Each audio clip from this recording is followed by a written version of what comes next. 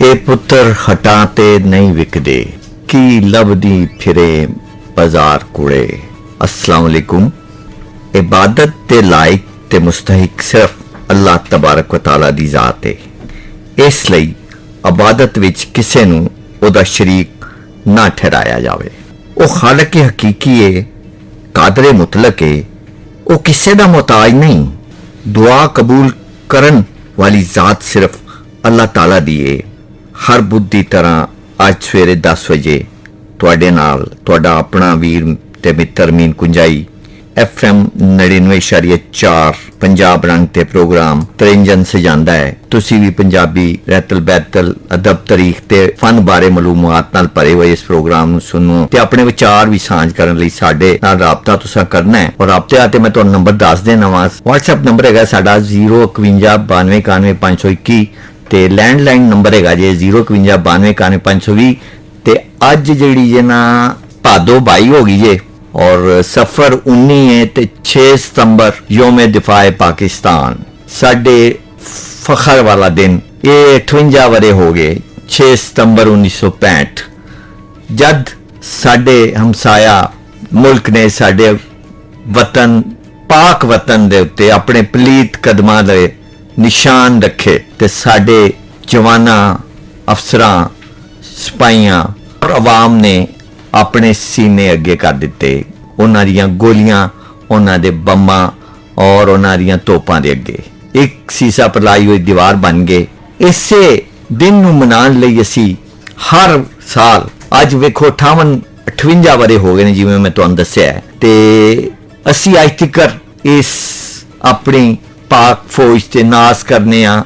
ਸਾਨੂੰ ਨਾਜ਼ ਹੋਣਾ ਵੀ ਚਾਹੀਦਾ ਹੈ ਕਿਉਂ ਕਿ ਸਾਡੇ ਮੁਹਾਫਿਜ਼ ਨੇ। ਇਹ ਸਾਡੀ ਜ਼ਮੀਨ ਦੇ ਇੰਚ ਦੇ ਮੁਹਾਫਿਜ਼ ਨੇ। ਨਾ ਸਿਰਫ ਜ਼ਮੀਨ ਦੇ ਬਲਕਿ ਸਾਡੇ ਨਜ਼ਰੀਆਤੀ ਫਜ਼ਾਈ ਪਾਣੀ ਦੇ ਜਿਹੜੇ ਸਾਡੇ ਸਰਹੱਦਾਂ ਨੇ ਉਹਨਾਂ ਦੇ ਇਹ ਮੁਹਾਫਿਜ਼ ਨੇ। ਤੇ ਅੱਜ ਦਾ ਪ੍ਰੋਗਰਾਮ ਸ਼ੁਰੂ ਮੈਂ ਕਰਨਾ ਚਾਹੁੰਦਾ ਵਾਂ। ਸਾਡੇ ਨਾਲ ਬੜੇ ਸੀਨੀਅਰ बैठे हुए ने जनाब नुसरत जाब साहब मोहतरम ते मैं सर सानू थोड़ा जिहा अपना तारुफ इस हवाले नाल कर देन कि 6 सितंबर दियां यादां दे बारे च थोड़ा जिहा गलबात कर देन ते फिर असी मिली नगमे आल भी जावांगे। अल्हम्दुलिल्लाह कमा हमदन कसीरन बिस्मिल्लाहिर्रहमानिर्रहीम। अस्सलाम वालेकुम मेरे सारे सुनने वाले ते कुंजाई साहब तुसी भी ਅੱਜ ਬੜਾ ਅਹਿਮ ਦਿਨ ਹੈ ਸਾਡੇ ਵਾਸਤੇ ਤੇ ਅਸੀਂ ਉਸ ਵੇਲੇ ਛੋਟੇ ਛੋਟੇ ਹੁੰਦੇ ਸਾਂ, ਕੋਈ ਮੇਰਾ ਖਿਆਲ ਹੈ ਕੋਈ 6-7 ਸਾਲ ਦੇ ਤੇ ਬੜੀ ਸੋਹਣੀਆਂ ਯਾਦਾਂ ਨੇ। ਉਹ ਲੱਗਦਾ ਸੀ ਜਿਸ ਤਰ੍ਹਾਂ ਅਸੀਂ ਜੰਗ ਲੜ ਰਹੇ ਹਾਂ। ਉਹ ਮਤਲਬ ਫੌਜੀ ਤੇ ਜਿਹੜੇ ਲੜ ਰਹੇ ਸਨ ਐਸਾ ਲੱਗਦਾ ਸੀ ਕਿ ਅਸੀਂ ਆਪੇ ਲੜ ਰਹੇ ਹਾਂ ਜੰਗ ਨਾ। ਇਤਨਾ ਜਜ਼ਬਾ, ਇਤਨਾ ਜੋਸ਼ ਤੇ ਇਤਨਾ ਸਾਨੂੰ ਯਾਦ ਹੈ ਉਸ ਜ਼ਮਾਨੇ 'ਚ ਗਰਾਊਂਡ ਦੇ ਵਿੱਚ ਖੰਦਕਾਂ ਖੁੰਦੀਆਂ ਹੁੰਦੀਆਂ ਸਨ ਤੇ ਉਹਦੇ ਵਿੱਚ ਸਾਇਰਨ ਵੱਜਦਾ ਸੀ ਤੇ ਨਸ ਕੇ ਜਨਾਬ ਖਨਕਾ ਵਿੱਚ ਜਾ ਕੇ ਵੜ ਜਾਂਦੇ ਸਨ ਤੇ ਉੱਤੇ ਜਨਾਬ ਪੱਤੇ ਪਾ ਲਈ ਤੇ ਦਰਖਤ ਦੀ ਟੁੱਟੀ ਉਹ ਟਹਿਣੀਆਂ ਛਣੀਆਂ ਪਾ ਲੀਆਂ ਤੇ ਨਾਲ ਸਾਨੂੰ ਬੜਾ ਸ਼ੌਕ ਸੀ ਕਿ ਅਸੀਂ ਬਾਹਰ ਨਿਕਲ ਕੇ ਦੇਖੀਏ ਜਹਾਜ਼ ਜਾ ਰਹੇ ਨੇ, ਸਾਇਰਨ ਵੱਜ ਰਹੇ ਨੇ, ਹੂਟਰ ਵੱਜ ਰਹੇ ਨੇ ਤੇ ਬਲੈਕ ਆਊਟ ਹੋ ਗਿਆ ਤੇ ਬੜਾ ਮਜ਼ੇਦਾਰ ਜਿਹਾ ਇਸ ਤਰ੍ਹਾਂ ਸਾਨੂੰ ਲੱਗਦਾ ਸੀ ਕਿ ਸਾਰਾ ਇਹੋ ਜਿਹਾ ਮਹਿਸੂਸ ਹੁੰਦਾ ਸੀ ਕਿ ਸਾਡੇ ਸਾਹਮਣੇ ਕਿਤੇ ਆ ਜਾਵੇ ਦੁਸ਼ਮਣ ਤੇ ਅਸੀਂ ਉੱਥੇ ਹੀ ਉਹਨੂੰ ਜਿਹੜਾ ਨਾ ਤਬਾਹ ਬਰਬਾਦ ਕਰ ਦੀ। ਮਾਸ਼ਾਅੱਲਾ ਕਿ ਇਹ ਜਜ਼ਬਾ ਇੱਕ ਆਮ ਆਦਮੀ ਦਾ ਔਰ ਬੱਚਿਆਂ ਦਾ ਉਮਰ ਦੇ ਹਿਸਾਬ ਉਸ ਜ਼ਮਾਨੇ ਦੇ ਵਿੱਚ ਤੇ ਸਾਡੇ ਵਾਲਿदैन ਜਿਹੜੇ ਨੇ ਸਰ ਉਹਨਾਂ ਉਸ ਵੇਲੇ ਨਾ ਹੁਬੁਲ ਵਤਨੀ ਤੇ ਇਹ ਜਿਹੜੀਆਂ ਸਾਰੀਆਂ ਚੀਜ਼ਾਂ ਸਨ ਇਹ ਬੜੀ ਜ਼ਿਆਦਾ ਮਤਲਬ ਹੈ ਕਿ ਬੱਚਿਆਂ ਦੇ ਵਿੱਚ ਮੌਜੂਦ ਹੈ ਸਨ।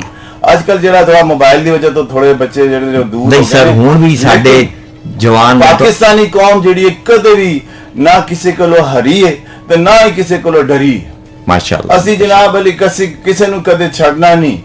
ਮਤਲਬ ਦੁਸ਼ਮਣ ਅਗਰ ਸਮਝਦਾ ਕਿ ਅਸੀਂ ਸੋ ਰਹੇ ਸਾਂ ਜਾਂ ਅਸੀਂ ਗਫਲਤ ਦੀ ਨੀਂਦ ਵਿੱਚ ਗਲਤ ਫਹਿਮੀ ਸੀ ਉਹਦੀ ਬਿਲਕੁਲ। ਫਿਰ ਫੌਜ ਸਾਡੀ ਨੇ ਦੱਸ ਦਿੱਤਾ ਉਸ ਨੂੰ ਕਿ ਵੀ ਜਨਾਬ ਤੂੰ ਕਿਸੇ ਭੁਲੇਖੇ 'ਚ ਨਾ ਰਵੀਂ, ਅਸੀਂ ਤੇਰਾ ਉਹ ਹਾਲ ਕਰਾਂਗੇ ਤੇ ਕਿ ਤੂੰ ਯਾਦ ਕਰੇਗਾ। ਫਿਰ ਟੈਂਕਾਂ ਥੱਲੇ ਜਨਾਬ ਅਲੀ ਜਵਾਨਾਂ ਨੇ ਬੰਮ ਬੰਨ ਕੇ ਤੇ ਟੈਂਕਾਂ ਥੱਲੇ ਲੰਮੇ ਲੱਪੇ ਪੈ ਕੇ ਤੇ ਉਹ ਹਾਲ ਕੀਤਾ ਕਿ जी बहुत शुक्रिया। अजय और भी मेहमान ने सर गलबात जारी रहेगी ते मिली नगमा एक सुन लेने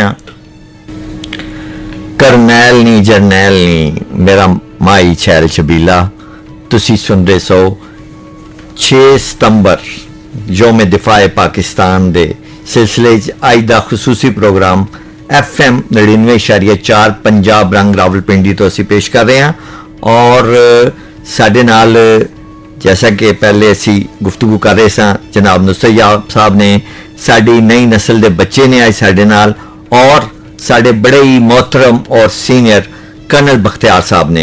कर्नल बख्तियार साहब ਕੋਲ ਮੈਂ ਜਾ ਰਿਹਾ ਵਾਂ ਔਰ ਉਹਨਾਂ ਨੂੰ ਮੈਂ ਪੁੱਛਣਾ ਚਾਹਾਂਗਾ ਕਿ ਸਰ 6 ਸਤੰਬਰ ਯੋਮ ਦਿਫਾਏ ਪਾਕਿਸਤਾਨ ਜਿਹੜਾ ਕਿ ਸਾਡੇ ਮੁਲਕ ਦਾ ਇੱਕ ਬੜਾ ਸੁਨਹਿਰੀ ਦੌਰ ਗੁਜ਼ਰਿਆ ਹੈ, ਉਸ ਦੌਰ ਵਿੱਚ 1965 6 ਸਤੰਬਰ 1965 ਵਿੱਚ ਤੁਸੀਂ ਕਿੰਨੇ ਵਰੇ ਦੇ ਸੋ ਤੇ ਤੁਹਾਡੇ ਕੀ ਤਾਸੁਰਾਤ ਨੇ?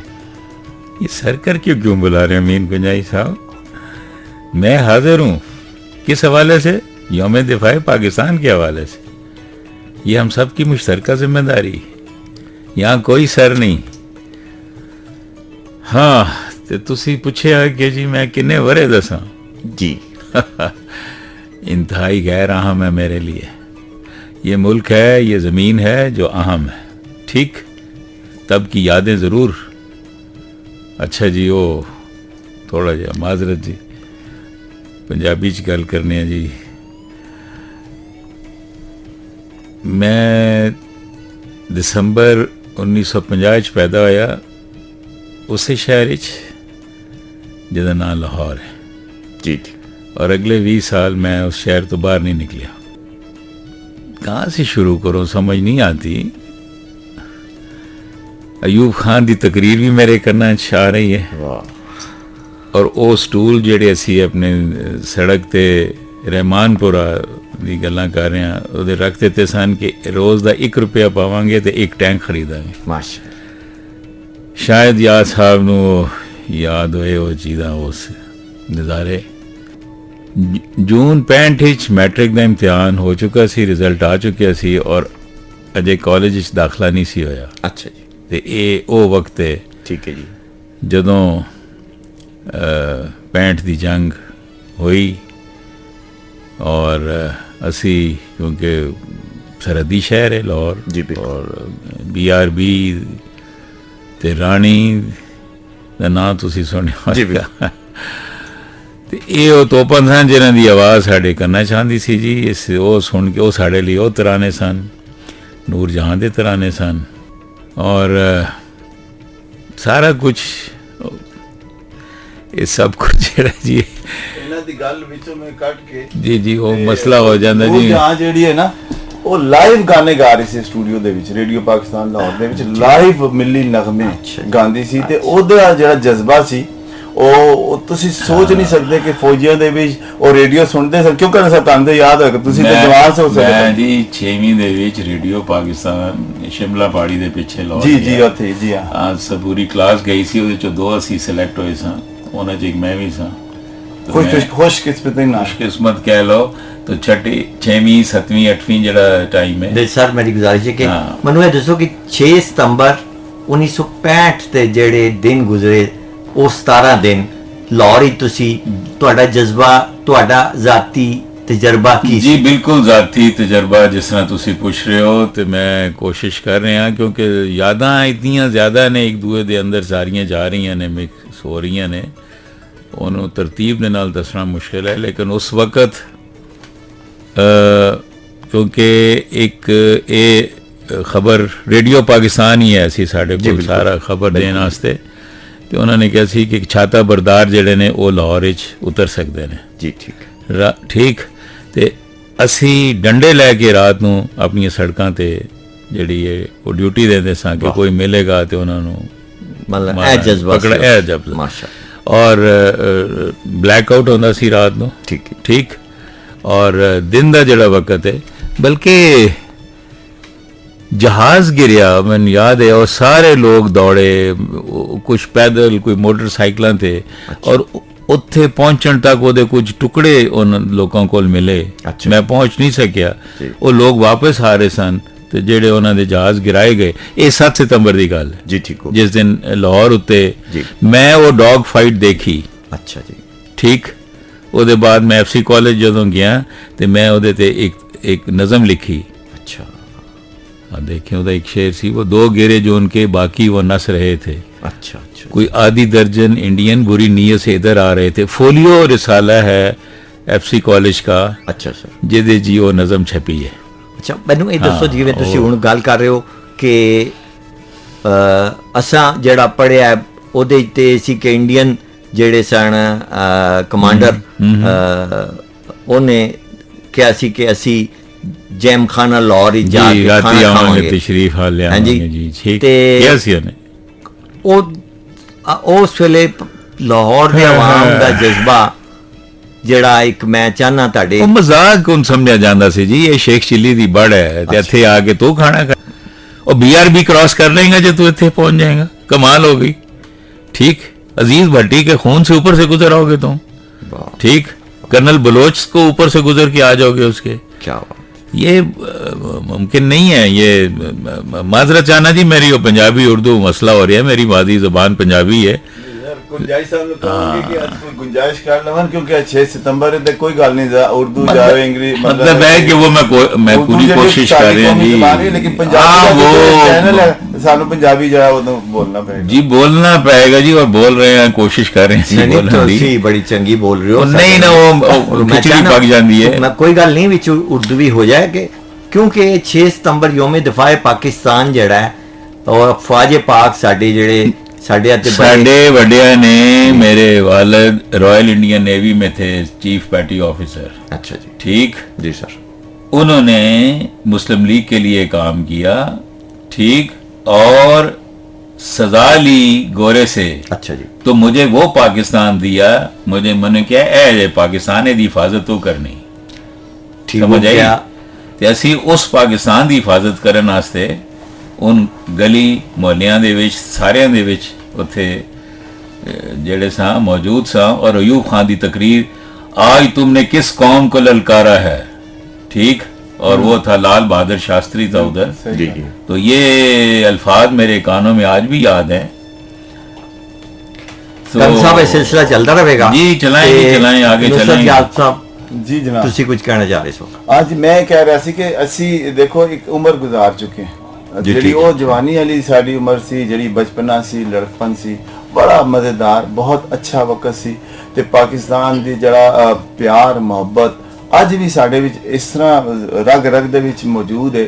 ਪਾਕਿਸਤਾਨ ਦੇ ਖਿਲਾਫ ਕੋਈ ਗੱਲ ਕਰੇ, ਅਸੀਂ ਸਾਡਾ ਖੂਨ ਜਿਹੜਾ ਨਾ ਖੋਲ ਜਾਂਦਾ, ਅਸੀਂ ਕਹਿੰਦੇ ਉਹਦੀ ਐਸੀ ਕਰ ਦਈਏ. ਤੇ ਉਹ ਦੁਸ਼ਮਣ ਕਦੇ ਵੀ ਇਹ ਨਾ ਸਮਝੇ ਕਿ ਅਸੀਂ ਵੇਲੇ ਬੈਠੇ ਹਾਂ ਜਾਂ ਅਸੀਂ ਹਾਰ ਗਏ ਹਾਂ ਜਾਂ ਅਸੀਂ ਕੋਈ ਡਰ ਕੇ ਬੈਠੇ ਹਾਂ. ਐਸੀ ਗੱਲ ਨਹੀਂ ਹੈ, ਅਸੀਂ ਉਹਦਾ ਉਹ ਹਾਲ ਕਰਾਂਗੇ, ਉਹ ਇਨਸ਼ਾਅੱਲਾ ਯਾਦ ਕਰੇਗਾ.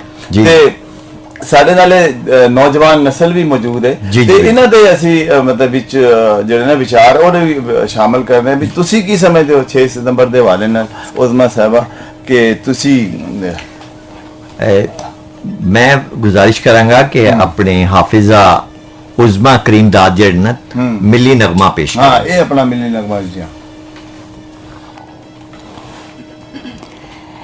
ए पुत्र हटाते नहीं विकदे, ए पुत्र हटाते नहीं विकदे, की लबने विच बाजार कोड़े, देने मेरे दाता दी, ए देन मेरे दाता दी, लाए टकरा मार कुड़े, पुत्र हटाते नहीं विकदे, ए पुत्र हटाते नहीं विकदे,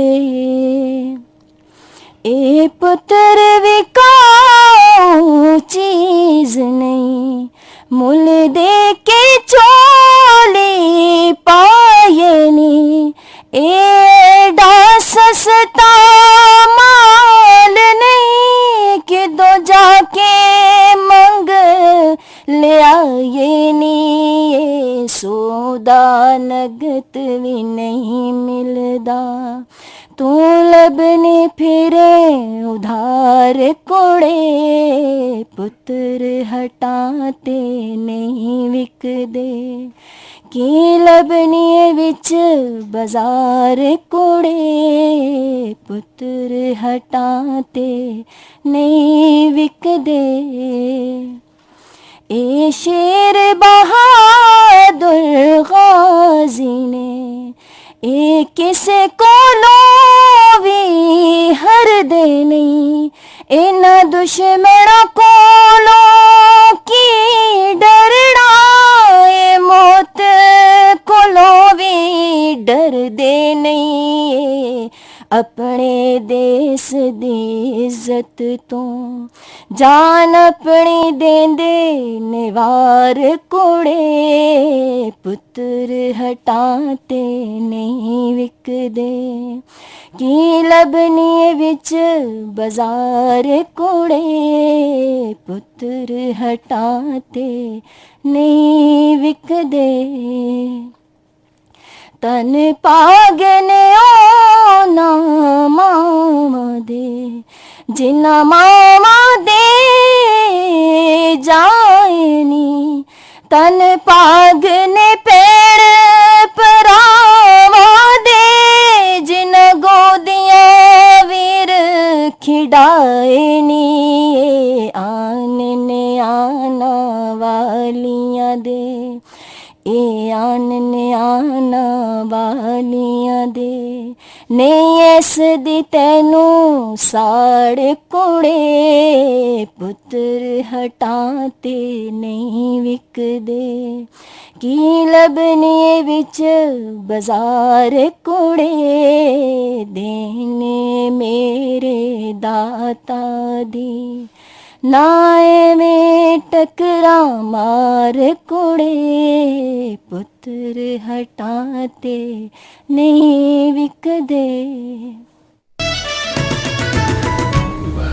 ਇਹ ਪੁੱਤਰ ਹੱਟਾਂ ਤੇ ਨਹੀਂ ਵਿਕਦੇ, ਇਹ ਤੁਸੀਂ ਹਾਫਜ਼ਾ ਉਜ਼ਮਾ ਕਰੀਮ ਦਾਦ ਕੋਲੋਂ ਸੁਣ ਰਹੇ ਸੋ, ਕੌਮੀ ਮਿਲੀ ਗੀਤ ਪੰਜਾਬੀ ਦਾ, ਜਿਹੜਾ ਕਿ सूफी गुलाम मुस्तफा तबस्सुम साहब ने 1965 ਵਿੱਚ ਲਿਖਿਆ ਔਰ ਮੈਡਮ ਨੂਰ ਜਹਾਂ ਨੇ ਇਹਨੂੰ ਅਮਰ ਕਰ ਦਿੱਤਾ।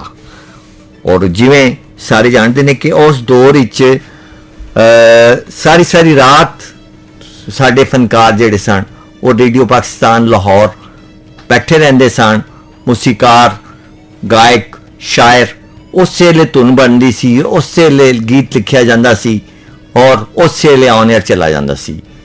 और इस सिलसिले मैं अपना नुसरत याब साहब नाल थोड़ा चाहांगा कि मजीद ये रोशनी पान कि साडे जिहड़े फनकारां ने हिस्सा पाया 1965 की जंग का, जिहड़ा कि योम दफाए पाकिस्तान 6 सितंबर 1965 तो लैके हुण तकर 58 वरियां तो असी अपना सिर जिहड़ा चुक के फिर रहे हाँ, ਉਹਦੇ बारे थोड़ा जिहा फनकारां दा जिहड़ा हिस्सा सी ਉਹਦੇ ਬਾਰੇ ਥੋੜੀ ਗੱਲ ਕਰੋ। हाँ कुंजाई साहब बिल्कुल तुसी सही कह रहे हो, हर बंदे ने अपना हिस्सा पाया, हर बंदे ने अपना हिस्सा पाया ਇਹਦੇ ਵਿੱਚ ਕੋਈ ਸ਼ੱਕ ਨਹੀਂ।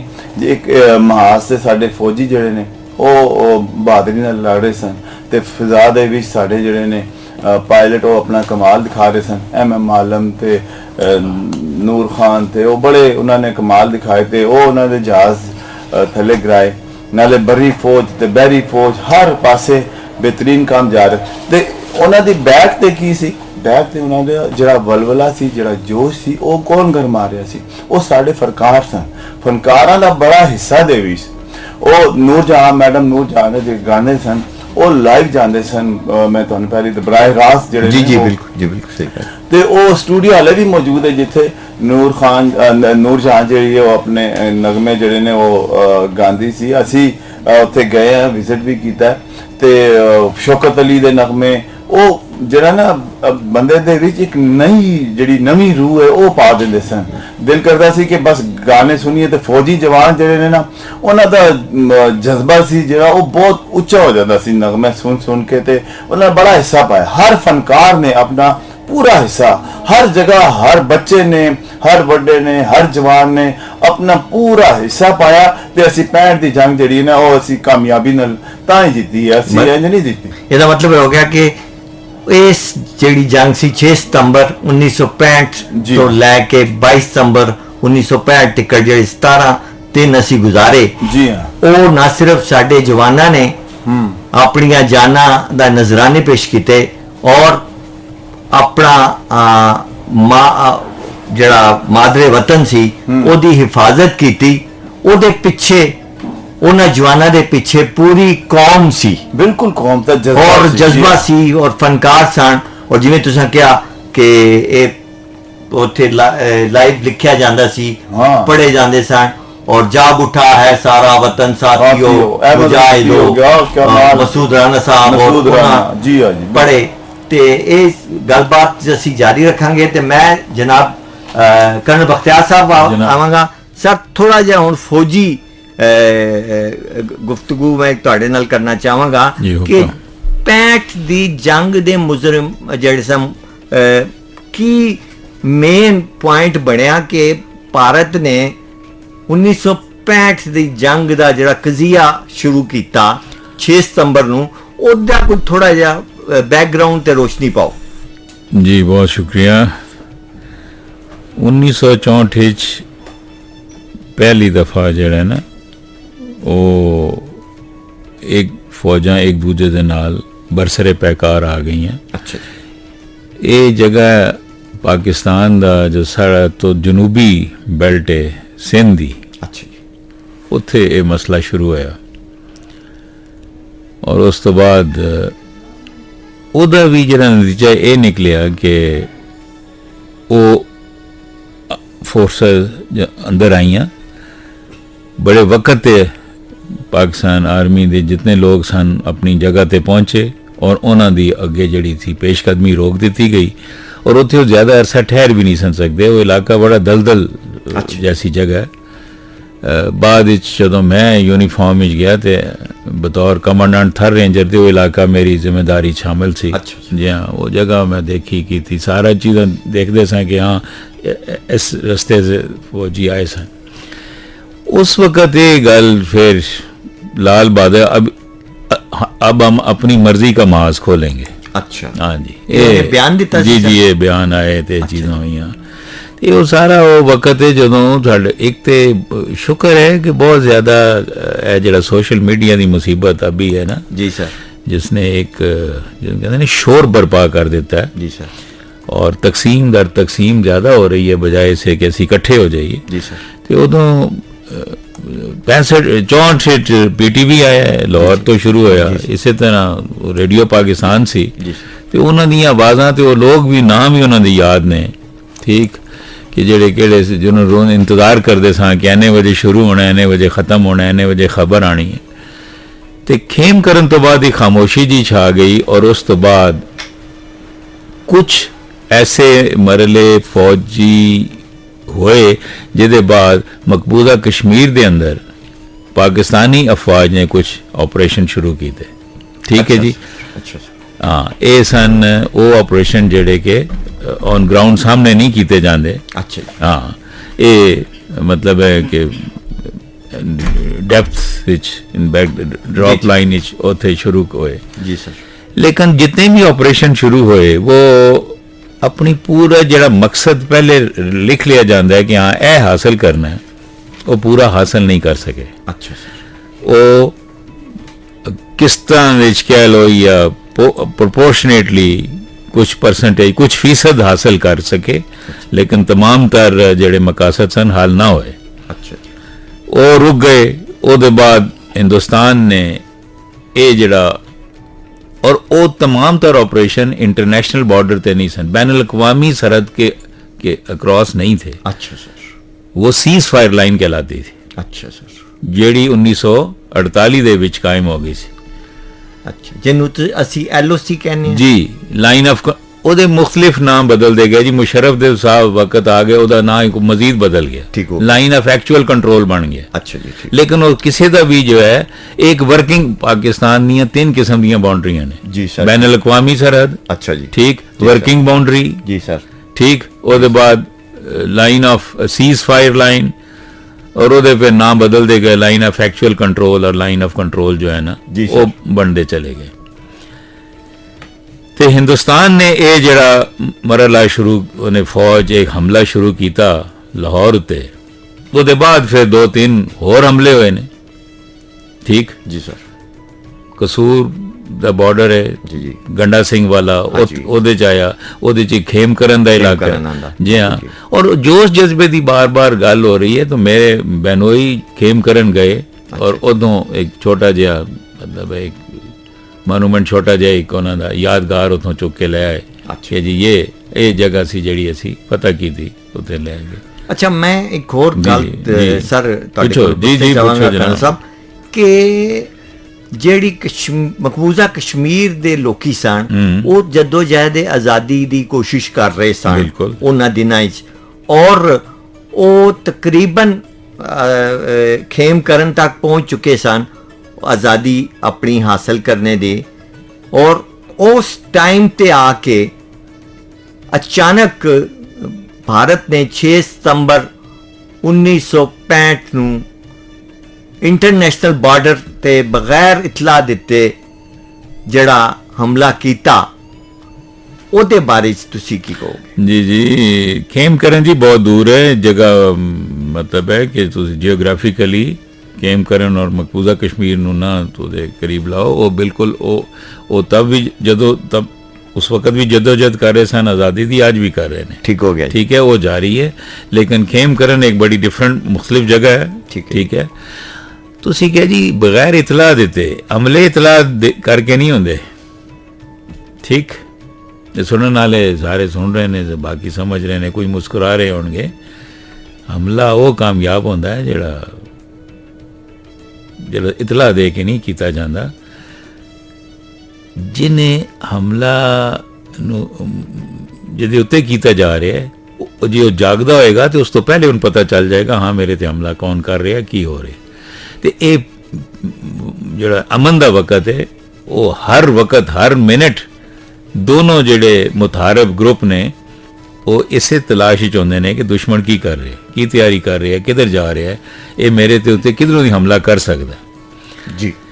ਤੇ ਬੈਨ ਅਲ-ਅਕਵਾਮੀ ਸਰਹੱਦ ਜਿਹੜੀ ਤੋੜੀ, ਜੈਸੇ ਮੈਂ ਪਹਿਲੇ ਕਿਹਾ ਕਿ ਉਹ ਉਸ ਤੋਂ ਪਹਿਲੇ ਜੁਲਾਈ ਅਗਸਤ ਇਹ ਜਿਹੜਾ ਪੂਰਾ ਵਕਤ ਹੈ, ਇਹ तमाम ਤਰ ਜਿਹੜੀ ਫੌਜੀ ਕਾਰਵਾਈਆਂ ਸਨ, ਇਹ line of control ceasefire line ਉਦੋਂ ਕਹਿਲਾਈ ਜਾਂਦੀ ਸੀ, LOC, ਉਹਦੇ ਪਿੱਛੇ ਸਨ, ਠੀਕ ਹੋ ਗਿਆ ਸਰ। ਉਹ ਬੈਨ ਅਲ-ਅਕਵਾਮੀ ਸਰਹੱਦ ਨਹੀਂ ਹੈ।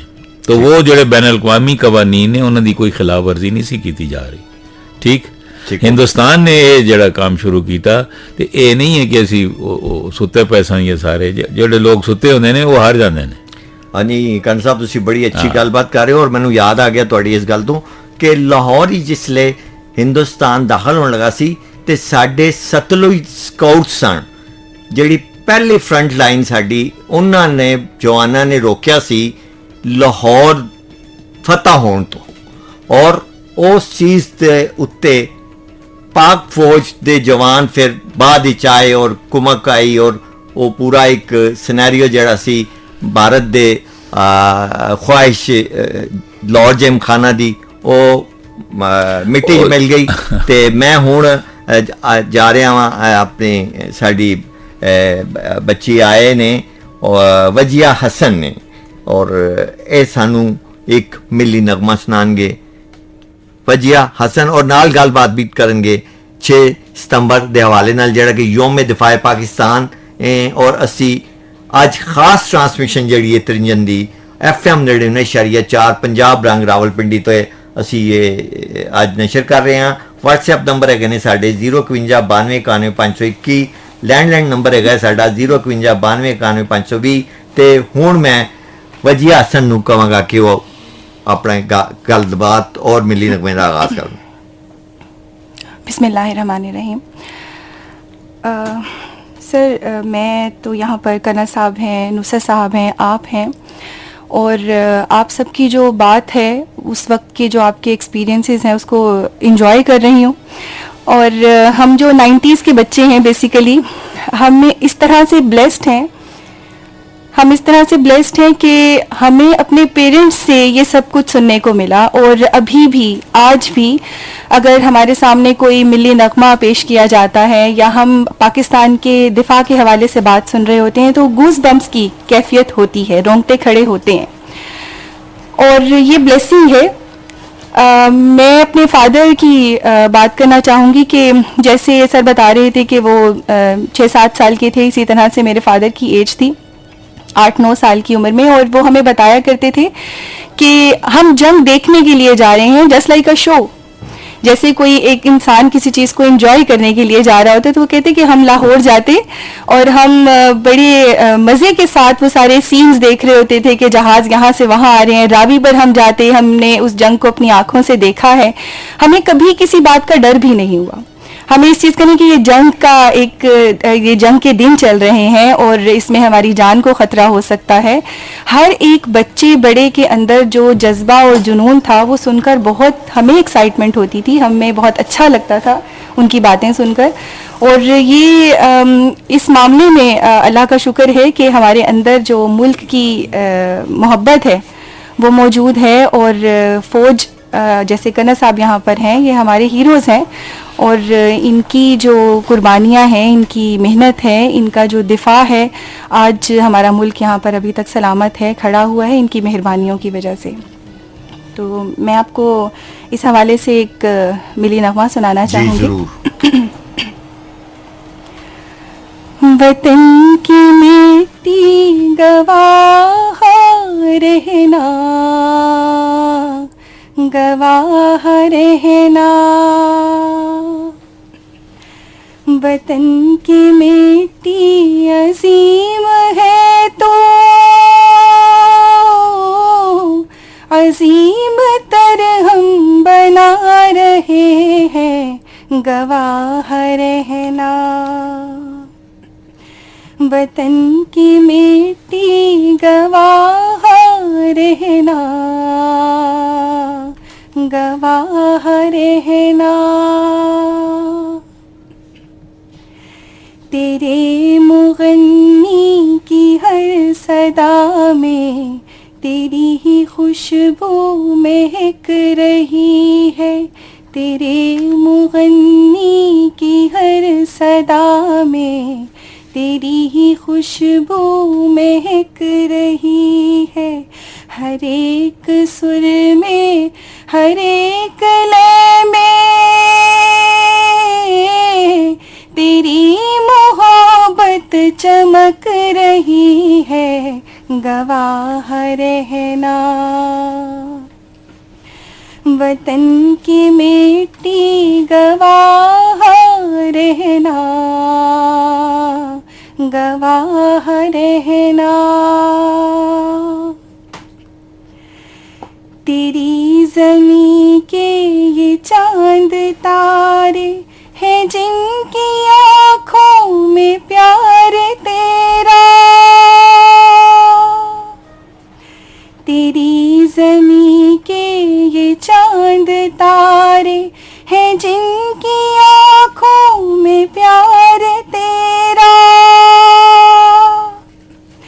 صداقتوں کے دیے جلا کر بڑھا رہے ہیں وقار تیرا, گواہ رہنا. وطن کی مٹی گواہ رہنا, گواہ رہنا. ہر ایک دل میں تیری لگن ہے, تیری ہی جانب ہر ایک نظر ہے. ہر ایک دل میں تیری لگن ہے, ہر ایک جانب ہر ایک نظر ہے. तेरी ही जानिब हर एक नजर है, तेरी हिफाजत का अज़्म लेकर हर एक अपने मुहाज पर है गवाह रहना। वतन की मिट्टी गवाह रहना, गवाह रहना। वतन की मिट्टी अजीम है तो अजीम तर हम बना रहे हैं गवाह रहना। बहुत खूबसूरत और बहुत अच्छे। और वजिया हसन तुसां ਇਹ ਪੜ੍ਹ ਕੇ ਇਹ ਸਾਬਤ ਕਰ ਦਿੱਤਾ ਹੈ ਕਿ 90 ਦੇ ਬੱਚੇ ਵੀ ਉਹੀ ਜਜ਼ਬਾ ਰੱਖਦੇ ਨੇ ਜਿਹੜੇ ਕਿ 60 ਦੇ ਬੱਚੇ ਰੱਖਦੇ ਸਨ। ਔਰ ਇਹ ਜਜ਼ਬਾ ਜਿਹੜਾ ਹੈ ਕੌਮਾਂ ਦੇ ਆਤੇ ਬੜਾ ਜ਼ਰੂਰੀ ਹੁੰਦਾ ਹੈ ਔਰ ਇਸ ਜਜ਼ਬੇ ਨੂੰ ਹੀ ਜ਼ਿੰਦਾ ਰੱਖਣਾ ਅਸਾਂ ਆਇੰਦਾ ਨਸਲਾਂ ਵਾਸਤੇ ਤਾਂ ਕਿ ਇਹ ਜਜ਼ਬਾ ਰਹੇਗਾ ਤੇ ਸਾਡੇ ਜਵਾਨ ਸਾਡੇ ਮੁਲਕ ਦੀ ਹਿਫਾਜ਼ਤ ਕਰਦੇ ਰਹਿਣਗੇ ਔਰ ਉਹਨਾਂ ਦੇ ਪਿੱਛੇ ਪੂਰੀ ਕੌਮ ਜਿਹੜੀ ਹੈ ਉਹ ਖੜੀ ਰਹੇਗੀ ਦੀਵਾਰ ਬਣ ਕੇ। ਔਰ ਇਸੇ ਜਜ਼ਬੇ ਦੇ ਸਿਲਸਿਲੇ 'ਚ ਇੱਕ ਬਹੁਤ ਹੀ ਪਿਆਰਾ ਨੰਨਾ ਮੁੰਨਾ ਜਨਾਬ ਮੁਹੰਮਦ ਬਲਾਲ ਸਾਹਿਬ ਸਾਡੇ ਸਟੂਡੀਓ 'ਚ ਆਏ ਨੇ। ਔਰ ਚੂँकि ਅੱਜ 6 ਸਤੰਬਰ ਯੋਮ ਦਫਾਏ ਪਾਕਿਸਤਾਨ ਅਸੀਂ ਮਨਾ ਰਹੇ ਹਾਂ FM 99.4 ਪੰਜਾਬ ਰੰਗ ਰਾਵਲਪਿੰਡੀ 'ਚ ਤੇ ਮੈਂ ਕਹਾਂਗਾ ਆਪਣਾ ਮੁਹੰਮਦ ਬਿਲਾਲ ਸਾਹਿਬ ਨੂੰ ਕਿ ਉਹਨਾਂ ਨੇ ਚੰਦ ਸ਼ੇਰ ਤੈਤੂ ਲਫ਼ਜ਼ ਪੜ੍ਹਨੇ ਨੇ ਤੇ ਬੇਟਾ ਸੁਣਾਓ। ये गाजी ये तेरे पुरस्रार बंदे, ये गाजी ये तेरे पुरस्रार बंदे, जिन्हें तूने बख्शा है ज़ोके खुदाई, तो आलम से करती है बेगाना दिल को, दो आलम से करती है बेगाना दिल को, अजब चीज़ है लज्जते आशनाई। शहादत है मतलूब मकसूद मोमिन, शहादत है मतलूब मकसूद मोमिन, ना माले गनीमत ना किशोर किशाई।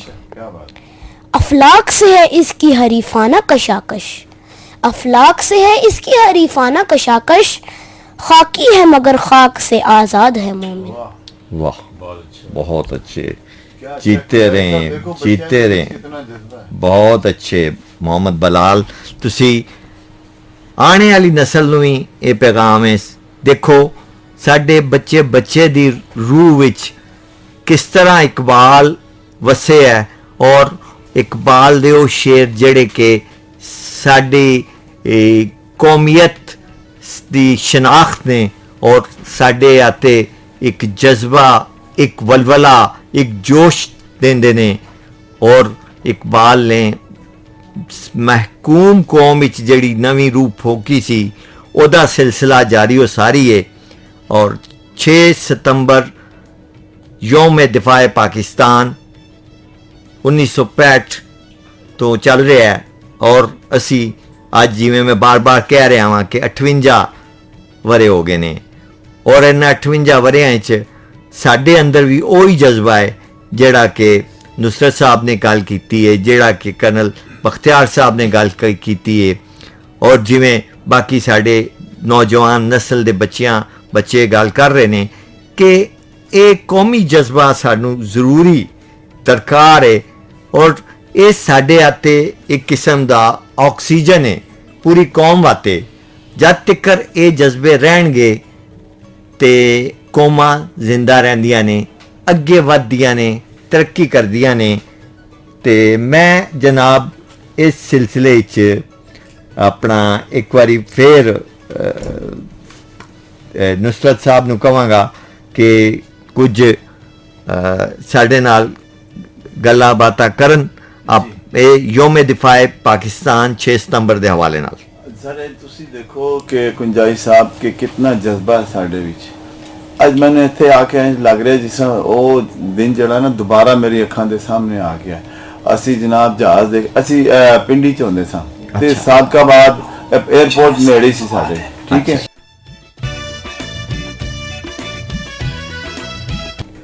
ਕੁੰਜਾਈ ਸਾਹਿਬ ਮੈਂ ਤੁਹਾਨੂੰ ਦੱਸ ਰਿਹਾ ਸੀ ਕਿ ਮੈਨੂੰ ਇਤਨਾ ਚੰਗਾ ਲੱਗ ਰਿਹਾ ਇੱਥੇ ਆ ਕੇ ਤੇ ਮੇਰਾ ਉਹ ਸਾਰਾ ਅੱਖਾਂ ਦੇ ਸਾਹਮਣੇ ਉਹ ਸੀਨ ਆ ਗਿਆ ਤੇ ਅਸੀਂ 에어ਪੋਰਟ ਸਾਡੇ ਨੇੜੇ ਸੀ ਬਿਲਕੁਲ ਜਿਹੜਾ ਇਸਲਾਮਾਬਾਦ ਦਾ 에어ਪੋਰਟ ਹੈ ਨਾ ਜਿਹੜਾ ਪੀਐਫ ਦਾ 에어ਪੋਰਟ ਅੱਛਾ ਇੱਥੇ ਜਹਾਜ਼ ਆ ਰਹੇ ਨੇ ਜਾ ਰਹੇ ਨੇ ਤੇ ਪਤਾ ਚੱਲਿਆ ਜੀ ਸਾਦਕਾਬਾਦ ਕੋਈ ਗੋਲਾ ਛੱਡ ਗਿਆ ਤੇ ਫਿਰ ਜਹਾਜ਼ ਵੀ ਡਿੱਗੇ ਨੇ ਤੇ ਗਰਾਏ ਨੇ ਤੇ ਬੜਾ ਮੇਰੀ ਅੱਖਾਂ ਦੇ ਸਾਹਮਣੇ ਉਹ ਸਾਰਾ ਵਾਲਦੈਨ ਵੀ ਤੇ ਉਹ ਸਾਰੇ ਬੱਚੇ ਛੋਟੇ ਪੂਰੇ ਗਰਾਊਂਡ ਦੇ ਵਿੱਚ ਇੱਕ ਸਾਡੇ ਵਿੱਚ ਇੱਕ ਅਜੀਬ ਜਜ਼ਬਾ ਸੀ ਉਹ ਜਜ਼ਬਾ ਅੱਜ ਮੇਰੇ ਜਿਸਮ ਵਿੱਚ ਦੁਬਾਰਾ ਤੁਸੀਂ ਮਤਲਬ ਹੈ ਕਿ ਉਜਾਗਰ ਕਰ ਦਿੱਤਾ ਤੇ ਮੈਂ ਬੜਾ ਇੱਥੇ ਆ ਕੇ ਖੁਸ਼ ਹੋ ਰਿਹਾ ਕਿ 6 ਸਤੰਬਰ ਦੇ ਬਾਅਦ ਹੁਣ ਸਾਡਾ ਜਿਹੜਾ ਪੈਗਾਮ ਹੈ ਨਾ ਉਹ ਤੁਸੀਂ ਦੇਖੋ ਕਿਤਨਾ ਅੱਛਾ ਉਸਨੇ ਬੱਚੇ ਨੇ ਕਲਾਮ ਪੜਿਆ ਤੇ ਵਜੀਆ ਸਾਹਿਬਾ ਨੇ ਕਿਤਨਾ ਸੋਹਣਾ ਮਿਲੀ ਨਗਮਾ ਉਸ ਤੋਂ ਪਹਿਲੇ ਹਾਫਜ਼ਾ ਨੇ ਪੜਿਆ ਠੀਕ ਹੈ ਤੇ ਮੇਰਾ ਇਹ ਪੈਗਾਮ ਹੈ ਕਿ ਹੁਣ ਸਾਨੂੰ ਨਾ ਮੁਤਹਿਦ ਹੋਣ ਦੀ ਬੜੀ ਜ਼ਰੂਰਤ ਹੈ ਇਹ ਜਿਹੜਾ ਵਕਤ ਜਾ ਰਿਹਾ ਹੈ ਨਾ ਸਾਰਾ ਪਾਕਿਸਤਾਨ ਨੂੰ ਹਰ ਬੰਦਾ ਜਿਹੜਾ ਸੋਚੇ ਕਿ ਅਸੀਂ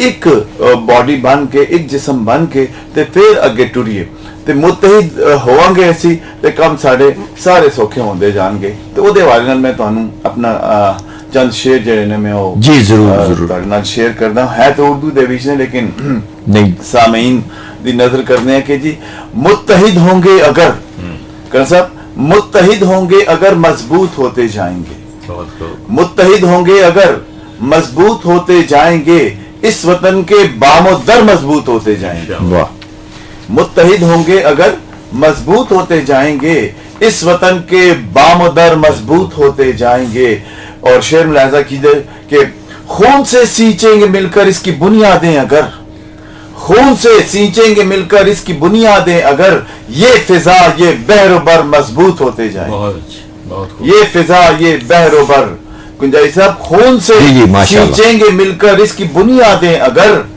ये फिजा ये बहरोबर मजबूत होते जाएंगे और शेर देखो कि जब बनाएंगे मोहब्बत प्यार उल्फत के सुतून जब बनाएंगे मोहब्बत प्यार उल्फत के सुतून अर्ज़े पाकीज़ा के घर मजबूत होते जाएंगे अर्ज़े पाकीज़ा के घर मजबूत होते जाएंगे जब बनाएंगे मोहब्बत प्यार उल्फत के सुतून अर्ज़े पाकीज़ा के घर मजबूत होते जाएंगे और कौम के मेमार कायद की करें घर पैरवी कौम के मेमार कायद की करें घर पैरवी कौम के दीवारों दर मजबूत होते जाएंगे बहुत अच्छे कौम के दीवारों दर मजबूत होते जाएंगे कौम के मेमार कायद की करें घर पैरवी कौम के दीवारों दर मजबूत होते जाएंगे और दुश्मन ਨੂੰ मैं गल दसना चाहता हूं कि एक जरा सी ढील जो देंगे अगर दुश्मन को हम ਉਹਦੀ ਅਸੀਂ ਤਨਾਵਾਂ ਖਿੱਚ ਕੇ ਰੱਖਣੀਆਂ ਨੇ बेशक एक जरा सी ढील जो देंगे अगर दुश्मन को हम दुश्मनों के वारो शर मजबूत होते जाएंगे ते असी उन्हें ढील देनी नहीं है बिल्कुल नौजवानों को मिले घर एक पुख्ता रहबरी कुंजाई साहब नौजवानों को मिले घर एक पुख्ता रहबरी आने वाले राहबर मजबूत होते जाएंगे माशाअल्लाह आने वाले राहबर मजबूत होते जाएंगे और हम रहें मिलकर अगर इस मुल्क पाकिस्तान में जी हम रहें मिलकर अगर इस मुल्क पाकिस्तान में रब्ते बाहम मोतबर मजबूत होते जाएंगे माशाअल्लाह जी बहुत अच्छे रब्ते बाहम मोतबर मजबूत होते जाएंगे और इकबाल दे वाला लिखे शेर जब आ जाएंगे इकबाल के इदराक में शेर जब आ जाएंगे इकबाल के इदराक में लफ्ज भी फिर कारगर मजबूत होते जाएंगे वही तो होते हैं लफ्ज भी फिर कारगर मजबूत होते जाएंगे और जिस कदर फैलाएंगे इकबाल के पैगाम को ए साडे स्कूल दा जड़ा पैगाम है वो यही है साडा एम्बलम स्कूल है जड़ा अब आबरूए मिल्लत base line education and mentoring system school था वो इकबाल दे बेस से चल रहे तुसी हैरान हो गए आके कि बच्चे नु इकबाल इस तरह अजबर है कि तुसी हैरान हो जाओ यार माशाअल्लाह ਤੇ ਅਸੀਂ ਇਸ ਕੋਸ਼ਿਸ਼ ਚ ਲੱਗੇ ਆ ਕਿ ਇਕਬਾਲ ਜਿਹੜਾ ਉਹ ਸਾਡੀ ਨਵੀਂ ਨਸਲ ਦੇ ਵਿੱਚ ਜਿਹੜਾ ਉਹਦੇ ਇਕਬਾਲ ਫਹਿਮੀ ਆ ਜਾਵੇ ਕਿ ਸ਼ੇਰ ਜਬ ਆ ਜਾएंगे इकबाल के इदराक में लफ्ज भी फिर कारगर मजबूत होते जाएंगे और जिस कदर फैलाएंगे इकबाल के पैगाम को जिस कदर फैलाएंगे इकबाल के पैगाम को खूब से हम खूब तर मजबूत होते जाएंगे बहुत अच्छे खूब से हम खूब तर मजबूत होते जाएंगे और सब्र से जब काम लेंगे थाम कर कुरान को सब्र से जब काम लेंगे थाम कर कुरान को पाएंगे मीठा समर मजबूत होते जाएंगे, माशाल्लाह जी, पाएंगे मीठा समर मजबूत होते जाएंगे। और आखिरी शेर इस द मकतब है कि जुर्रतों से करसर मौके पे मैं तवज्जो चाहना कि जुर्रतों से परवरिश नुसरत अगर होती रही, वाह, जुर्रतों से परवरिश नुसरत अगर होती रही, नस्ल नो के बालों पर मजबूत होते जाएंगे, बहुत अच्छे, बहुत नस्लों अच्छे, के बालों पर मजबूत होते जाएंगे, मुत्तहिद होंगे अगर मजबूत होते जाएंगे, इस वतन के बामुदर मजबूत होते जाएंगे। बहुत अच्छा नुसरत याब साहब अपना मिली नज़्म पेश कर रहे सन। यौम दफाए पाकिस्तान 6 सितंबर ਜਿਹੜਾ ਕਿ FM 99.4 6 ਸਤੰਬਰ ਯੋਮ ਦਫਾਏ ਪਾਕਿਸਤਾਨ ਦੇ ਸਿਲਸਿਲੇ 'ਚ ਅਸੀਂ FM 99.4 ਪੰਜਾਬ ਰੰਗ ਰਾਵਲਪਿੰਡੀ ਤੋਂ ਖਸੂਸੀ ਟਰਾਂਸਮਿਸ਼ਨ ਦਾ ਸਿਲਸਿਲਾ ਜਾਰੀ ਰੱਖਿਆ ਹੋਇਆ ਹੈ। ਔਰ ਤੁਸੀਂ ਥੋੜੀ ਦੇਰ ਪਹਿਲੇ ਨਸਯਾਬ ਸਾਹਿਬ ਦੀ ਇੱਕ ਮਿਲੀ ਨਜ਼ਮ ਸੁਣੀ ਜਿਹਦੇ 'ਚ ਕਿ ਇਕਬਾਲ ਦੇ ਜਿਹੜਾ ਖਿਆਲ ਔਰ ਉਹਦੇ ਪੈਸ਼ਨ ਸੀ ਉਹ ਨਜ਼ਰ ਆ ਰਿਹਾ ਸੀ। ਔਰ ਇਹ ਇੱਕ ਸਾਡੇ ਅਤੇ ਬਹੁਤ ਹੀ ਕਹਿ ਲਓ ਸੁਣਨੇ ਵਾਲਿਆਂ ਅਤੇ ਵੀ ਜਜ਼ਬਾ ਹੈ ਔਰ ਪੂਰੀ ਕੌਮ ਵਾਸਤੇ। ਔਰ ਮੈਂ ਬਲਕਿ ਬਹੁਤ ਖੁਸ਼ ਹੋ ਰਿਹਾ ਕਿ ਸਾਡੇ ਕੋਲ ਇਸ ਵੇਲੇ ਸਾਡੇ ਔਰ ਮੈਂ ਤੇ ਮੇਰੇ ਉਸਤਾਦ ਨੇ कर्नल अशफाक साहब दानिश्वर और जनाब लिखारी बहुत एक अपना मुकाम रखते हैं। और ख़ास तौर पे फौज के हवाले नाल और पाक फौज के बारे च असी इन्हां नाल खास तौर पर अज गल करांगे। और जिहड़ी मैं पहली गुजारिश करांगा कि सर 6 सितंबर के हवाले नाल कोई साडे नाल तुसी कोई विचार करो जिहड़ा कि 1965 योम दफाए पाकिस्तान के सिलसिले च जिहड़े हालात बने जो कुछ होया ਉਹਦੇ ਬਾਰੇ ਥੋੜੇ ਜਿਹਾ ਸਾਨੂੰ ਇੱਕ ਵਾਰੀ ਆਪਣੇ ਖਿਆਲਾਤ ਨਾਲ। ਦੇਖੋ ਜੀ ਗੱਲ ਇਹ ਵੇ ਕਿ ਜਦੋਂ 6 ਸਤੰਬਰ ਦਾ ਇਹ ਵਾਕਿਆ ਹੋਇਆ ਤੇ ਮੈਂ ਤੇ ਮੈਟ੍ਰਿਕ ਵਿੱਚ ਸਾਂ, 10ਵੀਂ ਸਾਂ, ਫੌਜ ਵਿੱਚ ਨਹੀਂ ਸਾਂ।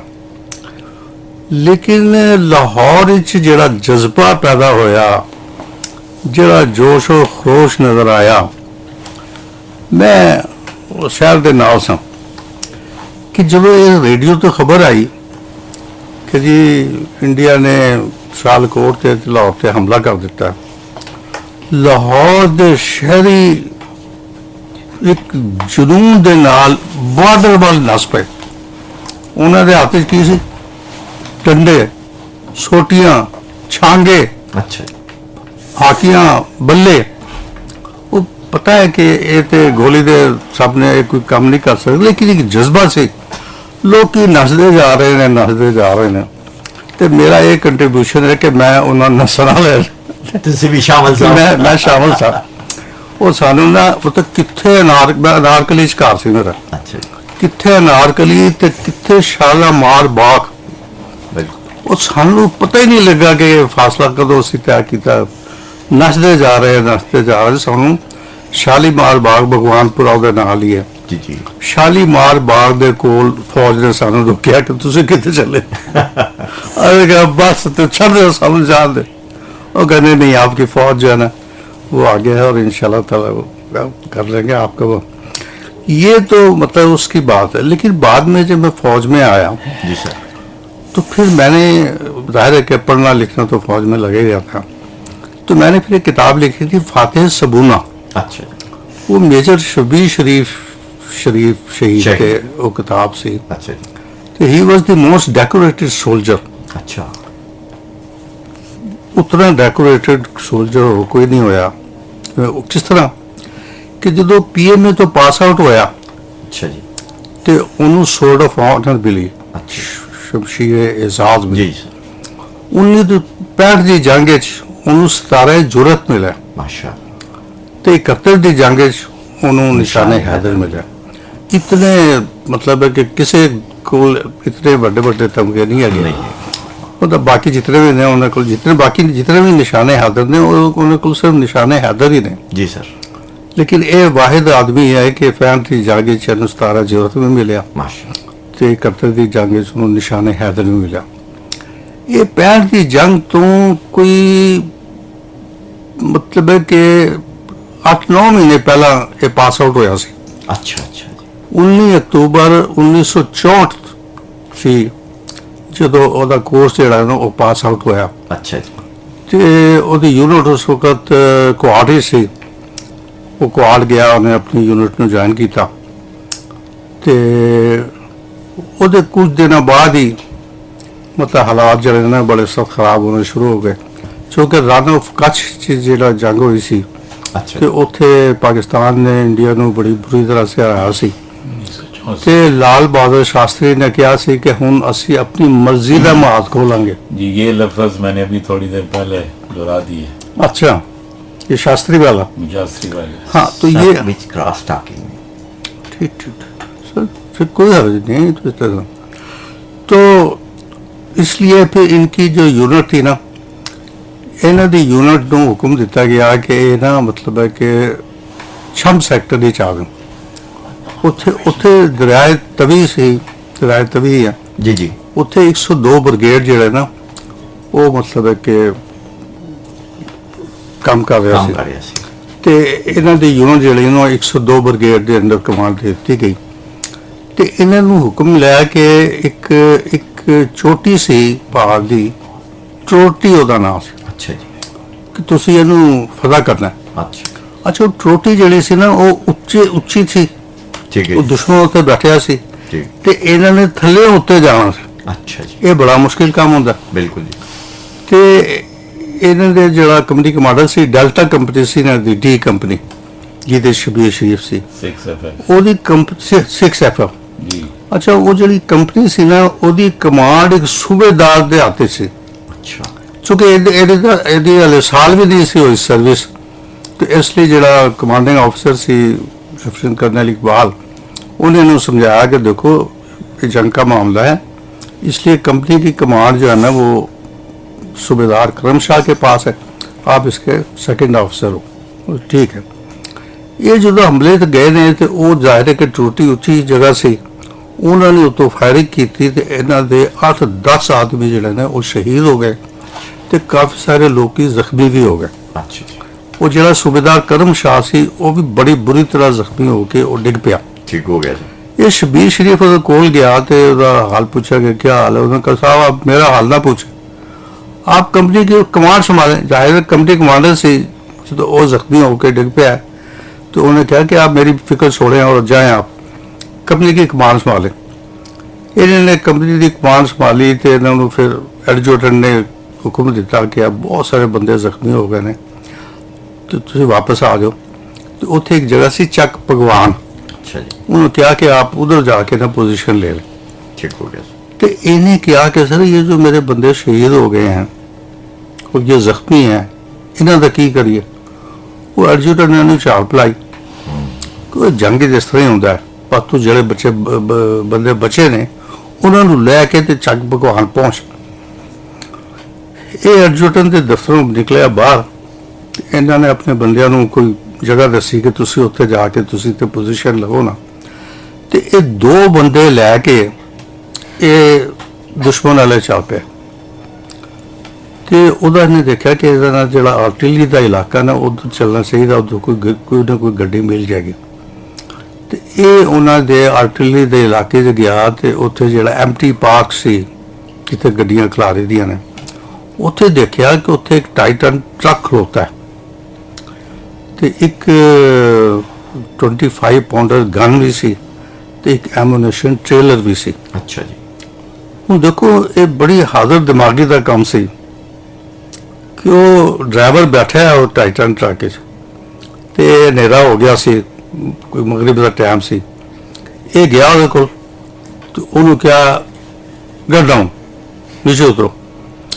वो ये समझा कि मेरे कोई अफसर है तो जाहिर है कि उन्होंने इलाका है तो वो तो उन्होंने इलाके तो सोच नहीं सकते थे कि पाकिस्तानी आ गए। वो थले लै गया, उन्होंने कहा कि जरा ਐਮੂਨੇਸ਼ਨ ਟ੍ਰੇਲਰ ਹੈ ਨਾ, ਇਹਨੂੰ ਟਰੱਕ ਦੇ ਪਿੱਛੇ ਟੋ ਕਰ। ਤੇ ਅੱਛਾ, ਇਹਦਾ ਆਪਣਾ ਹੱਥ ਜਿਹੜਾ ਨਾ ਉਹ ਬੜਾ ਸਖਤ ਜ਼ਖਮੀ ਹੋ ਗਿਆ ਸੀ, ਉਹਦੇ 'ਚ ਕੋਈ ਆਰਟਲਰੀ ਦਾ ਸਪਲਿੰਟਰ ਲੱਗਿਆ ਸੀ, ਤੇ ਇਹਨੇ ਆਪਣੀ ਕੋਈ ਫੀਲਡ ਡਰੈਸਿੰਗ ਕੱਢ ਕੇ ਬਸ ਉਸ ਤੇ ਲਪੇਟ 'ਚ ਸੀ, ਤੇ ਬੜਾ ਸਖਤ ਜ਼ਖਮੀ ਸੀ। ਤੇ ਉਹਨੇ ਇਸ ਲਈ ਉਹਨੂੰ ਕਿਹਾ ਕਿ ਤੂੰ ਇਹ ਮਤਲਬ ਹੈ ਕਿ ਐਮੂਨੇਸ਼ਨ ਟ੍ਰੇਲਰ ਵੀ ਇਹਦੇ ਨਾਲ ਬਣ, ਤੇ ਜਿਹੜੀ ਤੋਪ ਹੈ 25 ਪਾਉਂਡਰ ਗਨ, ਇਹਨੂੰ ਵੀ ਇਹਦੇ ਪਿੱਛੇ ਟੋ ਕਰ ਲੈ। ਉਹਨੇ ਟੋ ਕਰ ਲਈ। ਇਹਨੇ ਫਿਰ ਜਿਹੜੇ ਬਾਕੀ ਨਾਲ ਲੈ ਕੇ ਗਿਆ ਸੀ ਨਾ 2 ਬੰਦੇ, इसने उन्होंने कहा कि तुम दाएं बाएं बैठना और इसको दरमियान में बिठाओ। उन्होंने उन्होंने लै के दरमियान ही बिठाया, खुद दूसरी जगह पे बह गए, तो इन्हें फिर एक हाथ नाल ड्राइविंग करनी शुरू कर दी। जो ये टुरे है काफ़ी दूर गया थे, वो कहता वो ड्राइवर वो इधर किधर चलो, इधर तो मुसले ने। तो शबीर शरीफ ने कहा आसा भी मुसले ही हाँ। उन्होंने तो पता लगा कि मैं जो हुक्म मानता रहा, वो कोई होर मतलब साडा अपना अफसर नहीं सी।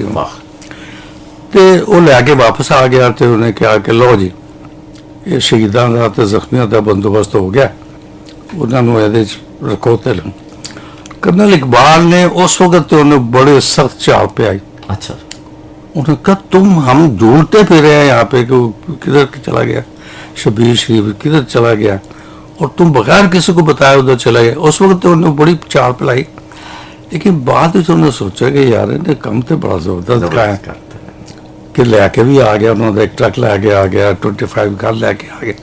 वो काफ़ी अरसे तक जड़े ना वो मतलब है कि सिर्फ FF के कोल ही रही हैं। बाद ही मेरा ख्याल है कि शायद वो सेंट्रल आर्मी म्यूजियम ने ले ली हैं, वो शायद उत्थे होएगा। तो कर्नल साहब बहुत शुक्रिया, कर्नल बख्तियार साहब और कर्नल शवाक साहब बड़े सीनियर फौजी अफसरान साढ़े नाल और साढ़े नाल वो कर रहे ने सानू योम दफाए पाकिस्तान 6 सितंबर 1965 की याद असी कर रहे हैं और उससे फख्र कर रहे हैं। जिस तरह के कर्नल शफाक साहब ने जिक्र किया शबीर शरीफ साहब का शहीद का, और हुण मैं एक साड़ी बेटी है जिहड़ी कि अपना तकरीर करेगी, हफ्जा बतूल 6 सितंबर के हवाले नाल बेटी तकरीर करेगी। जी बेटा जी। बिस्मिल्लाहिर्रहमानिर्रहीम। सोहनी धरती ने कुछ पक्षी ऐसी मस्ती है, सोहनी धरती ने कुछ पक्षी ऐसी मस्ती है कि एक की चामे कट जाने को गर्दन तरसती है। 65 की जब जंग हुई कुफ्र पर ये दुनिया तंग हुई, रहमत हमारे संग हुई। आया था दबने दब गया बातिल, आया था झुकने झुक गया बातिल, आया था मिटने मिट गया बातिल, कत्ल हुआ फिर खुद वहाँ कातिल।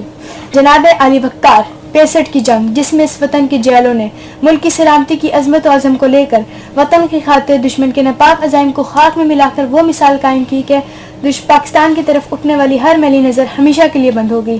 कभी MM आलिम जैसे जहांबाज मुजाहिद की सूरत में, जिसने 52 सेकंड में दुश्मन के 5 जहाज़ों को राख का ढेर बना दिया, तो कभी राशिद मिन्हास, मेजर तफैर और कैप्टन शेर खान, तो कभी मेजर अजीज भट्टी की सूरत है दुश्मन के सीनों में वो रौब कायम किया कि दुश्मन आइंदा ऐसा कदम बढ़ाने का सोच भी ना सके। जनाब सदर सुबह का नाश्ता लाहौर में करने का ख्वाब देखने वाला दुश्मन शायद ये भूल गया था कि उस सरहद के मुहाफिज, ये मिल्लत के रखवाले, रात के इस पहर में तो रब्बे कायनात के हजूर अपनी शहादत की दुआएं मांगा करते हैं। चलता है खंजर तो चले इन रगों पर, चलता है खंजर तो चले इन रगों पर, खुदी बेच कर अपनी मैं कभी झुक नहीं सकती, और मिटने को तो ये दुनिया भी मिट सकती है, लेकिन तारीख के औराक से मैं मिट नहीं सकती। माशाल्लाह बहुत अच्छे। और यौम दफा पाकिस्तान के हवाले नाल बेटा हो और सदजी वक्तार वतन अजीज मुल्क पाकिस्तान के यौम दिफा के मौके पर मैं अपनी कश्मीरी बहनों को ये पैगाम देना चाहती हूँ कि हम जनूने गर्दिश के रुख मोड़ देते हैं, हम जनूने गर्दिश के रुख मोड़ देते हैं, हम वो हैं जो जुल्म के पंजों को तोड़ देते हैं। और ए दुश्मन मत देखना मेरे वतन को मैली निगाह से, और ए दुश्मन मत देखना मेरे वतन को मैली निगाह से, हम ऐसी आंखें अक्सर फोड़ देते हैं। और ए मिल्लत के नौजवान सुन तू किसी की न सुन, एक ही धुन को बुन, और चुन चुन के मगरूर सर काट दे, सनसनाती हुई सब सुरों से गुजर, वार सीने पे कर और जिगर काट दे। ए निगाहे सहर, ए बहारे हुनर, दिल के अंदर उतर, शोर और शर काट दे। जनाबे सदर, हम तो वो हैं कि सूखे हुए पत्ते तो खा लेते थे, मगर कुफ्र के आगे सर निगो नहीं होते। तो फिर उठो और इस कौम की ललकार बनो, हैदर की तकरार बनो, खालिद की तलवार बनो, टीपू की अलखार बनो और मजलूमों की पुकार बनो। उठो कि कौम को तुम्हारी जरूरत है। सरफरोशी की तमन्ना अब हमारे दिल में है, सरफरोशी की तमन्ना अब हमारे दिल में है, देखना है जोर कितना बाजुए कातिल में है। शुक्रिया। बहुत शुक्रिया। FM 99.4 पंजाब रंग रावलपिंडी तो असी 6 सितंबर यौम दिफाए पाकिस्तान बड़े जोश व जज्बे नाल मना रहे हैं और साडे अंदर वलवला भी पैदा हो रहा है, जोश भी पैदा हो रहा है और साडे सीनियर्स खास तौर पे जनाब कर्नल बख्तियार साहब और कर्नल अशफाक साहब दियां गल्लां सुन के सानू भी ख्वाहिश होंदी और असी इंज वेखदे हां जिवें कर्नल अशफाक साहब गल कर रहे सन, वाक़या सुना रहे सन शबीर शरीफ शहीद दा, ते इंज मैनूं लग रहा सी कि जिवें मैं उन्हां दे नाल टुर रहा वां और उस चौकी ते मैं भी खड़ा वां और कर्नल बख्तियार साहब ने भी इसी तरह ही साडे नाल देखते सन और ये साडे हत्थे वो 71 की जंग थी। ये सबूना डिस्ट्रीब्यूटरी है, उस पर सबूना बंद है। उसका ओपी जो था उस वक्त कैप्टन बख्तियार था। वाह। ते मैं चाहांगा कि जिस जगह दू बदू वो शहादत हुई, दो जगह उसको ओपी था, ऑब्जर्वेशन पोस्ट। चलें आगे, चलिए किस किस को याद करें। सर मैं तो होने चाहांगा कि तुसी दोवें साडे सीनियर हो। आप 71 की बाद में वहाँ थे सुबानकी सेक्टर में? नहीं, उसके बाद की बात है। अच्छा 71 में ईस्टर्न सादकिया केनाल, अगर वाकिफ है सारे जगह से, तो उसके ऊपर थे 5 पंजाब थी लगी हुई, तो उसका मैं जीपीओ था। अच्छा अच्छा। वहाँ एक जहाज गिरा, हम पहुंचे जी, उस जहाज की बॉडी काट के तो उसका मेरा नंबर प्लेट रही कोई 10 साल, होंडा 70 के ऊपर लगी है। क्या बात। मेजर आसिफ नवाज जंजूआ 2IC थे, जो बाद में चीफ ऑफ आर्मी स्टाफ बने जी। तो ये लेफ्टिनेंट उनसे कह रहा है उठें सर आगे चलें, यहाँ से मैक्सिमम रेंज पे भी गोला। ये हकीकतें हैं, हम हकीकतों के अंदर आंखें डाल के हमें बात करनी है। तो मैंने कहा जी इस मैक्सिमम रेंज पे भी गोला, हिंदू मलकोट था सामने गांव, वहां तक नहीं जा रहा। अच्छा, उठें आगे चलें। तो मुझे आज भी चेहरा उनका याद है, देखे मुस्कान दोनों खड़े थे, मुस्कुरा के तो आगे चल पड़े। अच्छा, तो इस तरह से वालिद से ली भी ये सारी जागीर जो कुछ मिला था। जी सर। जब 65 में इन्होंने भी कहा, मेरा भी मैट्रिक का नतीजा आ चुका था, इनका ये कह रहे थे, मैं पढ़ रहा था, आ चुका था, यह साल जून में निकला था ना मैट्रिक। हाँ, तो ये एग्जैक्टली हम उम्र है, एक वो वक्त लग रहा है। तो ये अनारकली में थे, तो मैं रहमानपुरा में था, FC कॉलेज वाली नहर के करीब था। तो सबूना डिस्ट्रीब्यूटरी, सबूना, वो सारी चीज़ें, ये 71 की यादें हैं, वो बातें हैं। 65 की सारी रुदाद, कोर्समेट मेरे ईस्ट पाकिस्तान में भी थे। आगे चलें सर। आज का दिन। मैं जी सर। वही शबीर शरीफ के हवाले से बात करना चाहूँगा जी सर, कि वहाँ से फिर जब ये हुआ कि लाहौर पे और सियालकोट पे इंडिया ने हमला कर दिया, तो इनकी यूनिट को 6FF को वहाँ से निकाल के सियालकोट सेक्टर में भेज दिया गया। अच्छा जी। अब ये सियालकोट सेक्टर में जब ये जा रहे थे, जहाँ इनकी लोकेशन थी, तो उन्होंने देखा कि एक पुल के ऊपर एक बिस्तर बंद पड़ा हुआ। अच्छा जी। तो उसने पूछा कि बिस्तर बंद किधर? अच्छा। तो बताया कि वो पंजाब की कोई यूनिट यहाँ से गुजरी थी। अच्छा। तो वो किसी का बिस्तर बंद यहाँ गिर गया था। अच्छा। अब ये इसको उठाने नहीं देते इंडियन जो है। अच्छा। वो मतलब लोगों को बताते हैं कि देखें जी इस बुरी तरह से हमारे यहाँ से भागे हैं। अच्छा जी। कि अपना बोरिया बिस्तर भी इधर छोड़ गए। अच्छा। इसने देखा एक नजर, and he just walked up to the bridge. वाह। اور یہ گیا اور اس کو بستر بند کو اٹھا کے واپس آ گیا. کیا بات. وہ دو لوگ دیکھتے ہی رہ گئے کہ یہ ہوا کہ they could never think کہ کوئی آدمی یہ حماقت بھی کر سکتا ہے کہ ہم گنے تیار لے کے بیٹھے ہوئے ہیں. And he just walk up to bridge, بستر بند اٹھایا کہ لو یہ بھیج دے رہا ہے بستر بند. اچھا وہاں پھر یہ ہوا کہ وہاں پہ نا مطلب جنگ جب سیز فائر ہو گئی تو 3FF وہاں پہ تھی جس کو انہوں نے ریپلیس کیا تھا. اچھا. 6FF. تو وہ 3FF نے اس میں جنگ میں حصہ لیا تھا, تو ان کے جو لوگ شہید ہو گئے تھے ان کی ڈیڈ باڈیز وہیں پر پڑی ہوئی تھی. اچھا جی. تو سیز فائر ہوئی تو انہیں کہا گیا کہ بھی جاؤ جو شہید لوگ ہیں ان کی ڈیڈ باڈیز کو اٹھاؤ. تو ایک اس کا سینئر سبلٹن تھا لیفٹیننٹ آصف. اچھا سر. وہ میں نے اس سے کب انٹرویو کیا تھا, اب سے 40 سال پہلے میں نے یہ کتاب لکھی تھی. تو اس وقت نا وہ ادھر FF سینٹر میں AQ تھے. اچھا جی. جب یہ اس وقت فل کرنل تھے کرنل آصف, اس وقت وہ لیفٹیننٹ تھے. وہ کہتے ہیں کہ یار میں کوئی اتنا مذہبی آدمی نہیں ہوں, اچھا جی, لیکن میں نے جو یہ واقعہ خود اگر میں نے اپنی آنکھوں سے نہ دیکھا ہوتا تو I would not have believed it. کیا کہتا ہے وہیں پر ڈیڈ باڈیاں ہندوؤں کی بھی پڑی ہوئی ہیں, سکھوں کی بھی پڑی ہیں, اور اسی میں ان کا جو کالا چمڑا ہوتا ہے, ان کا جو FSM ہوتا ہے وہ کالے رنگ کا ہوتا ہے. وہ 3FF کے جوان جو اس میں شہید ہوئے تھے, کہتے ہیں وہ جو باقی لاشیں تھیں ہندوؤں کے اور سکھوں کی, ان کے اندر سے سخت بو آنی شروع ہو گئی تھی اور وہ پھول رہی تھی. اچھا جی. جبکہ ہمارے جو جوان تھے وہ بالکل فریش باڈیز اور کوئی ان کے اندر بو نہیں. ہم آرام سے جاتے تھے, ان کو اٹھا کے اسٹریچر پہ رکھ کے لے آتے. کہتے ہم نے چن چن کے اپنے جو جوان تھے نا ان تمام شہیدوں کی لاشوں کو ہم نے وہاں سے اٹھایا. تو یہ جو ہے نا کہ لا تقولوا لمن يقتل فی سبیل اللہ بے شک اموات بل احیاء ولکن لا تشعرون. جو اللہ کے راستے میں شہید ہو جائے اسے مردہ انہیں مردہ نہ کہو. بے شک. اور ایک اور جگہ قرآن میں آتا ہے کہ لا تحسبن الذین قتلوا فی سبیل اللہ, سوچنا بھی مت, اللہ لا تحسبن الذین قتلوا فی سبیل اللہ امواتا, ان کے بارے میں سوچنا بھی مت کہ یہ ہوگا.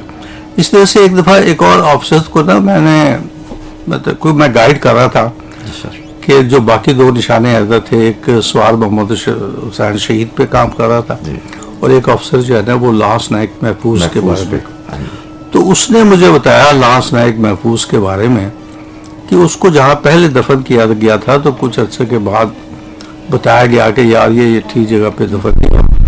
یہ چونکہ اس کو بعد میں نشان حیدر جب ملا تو انہوں نے کہا کہ اب اس کے اوپر چونکہ ہر سال یہاں پریڈ ہوا کرے گی, کچھ سینئر افسر سلامی کے لیے آیا کرے گا, تو اس لیے اس کو کسی مناسب سی جگہ پہ اس کو دیکھا. تو وہ انہوں نے اس کی قبر کشائی کی اور اس کی ڈیڈ باڈی کو وہاں سے اٹھا کے کسی اور جگہ منتقل کر دیا گیا.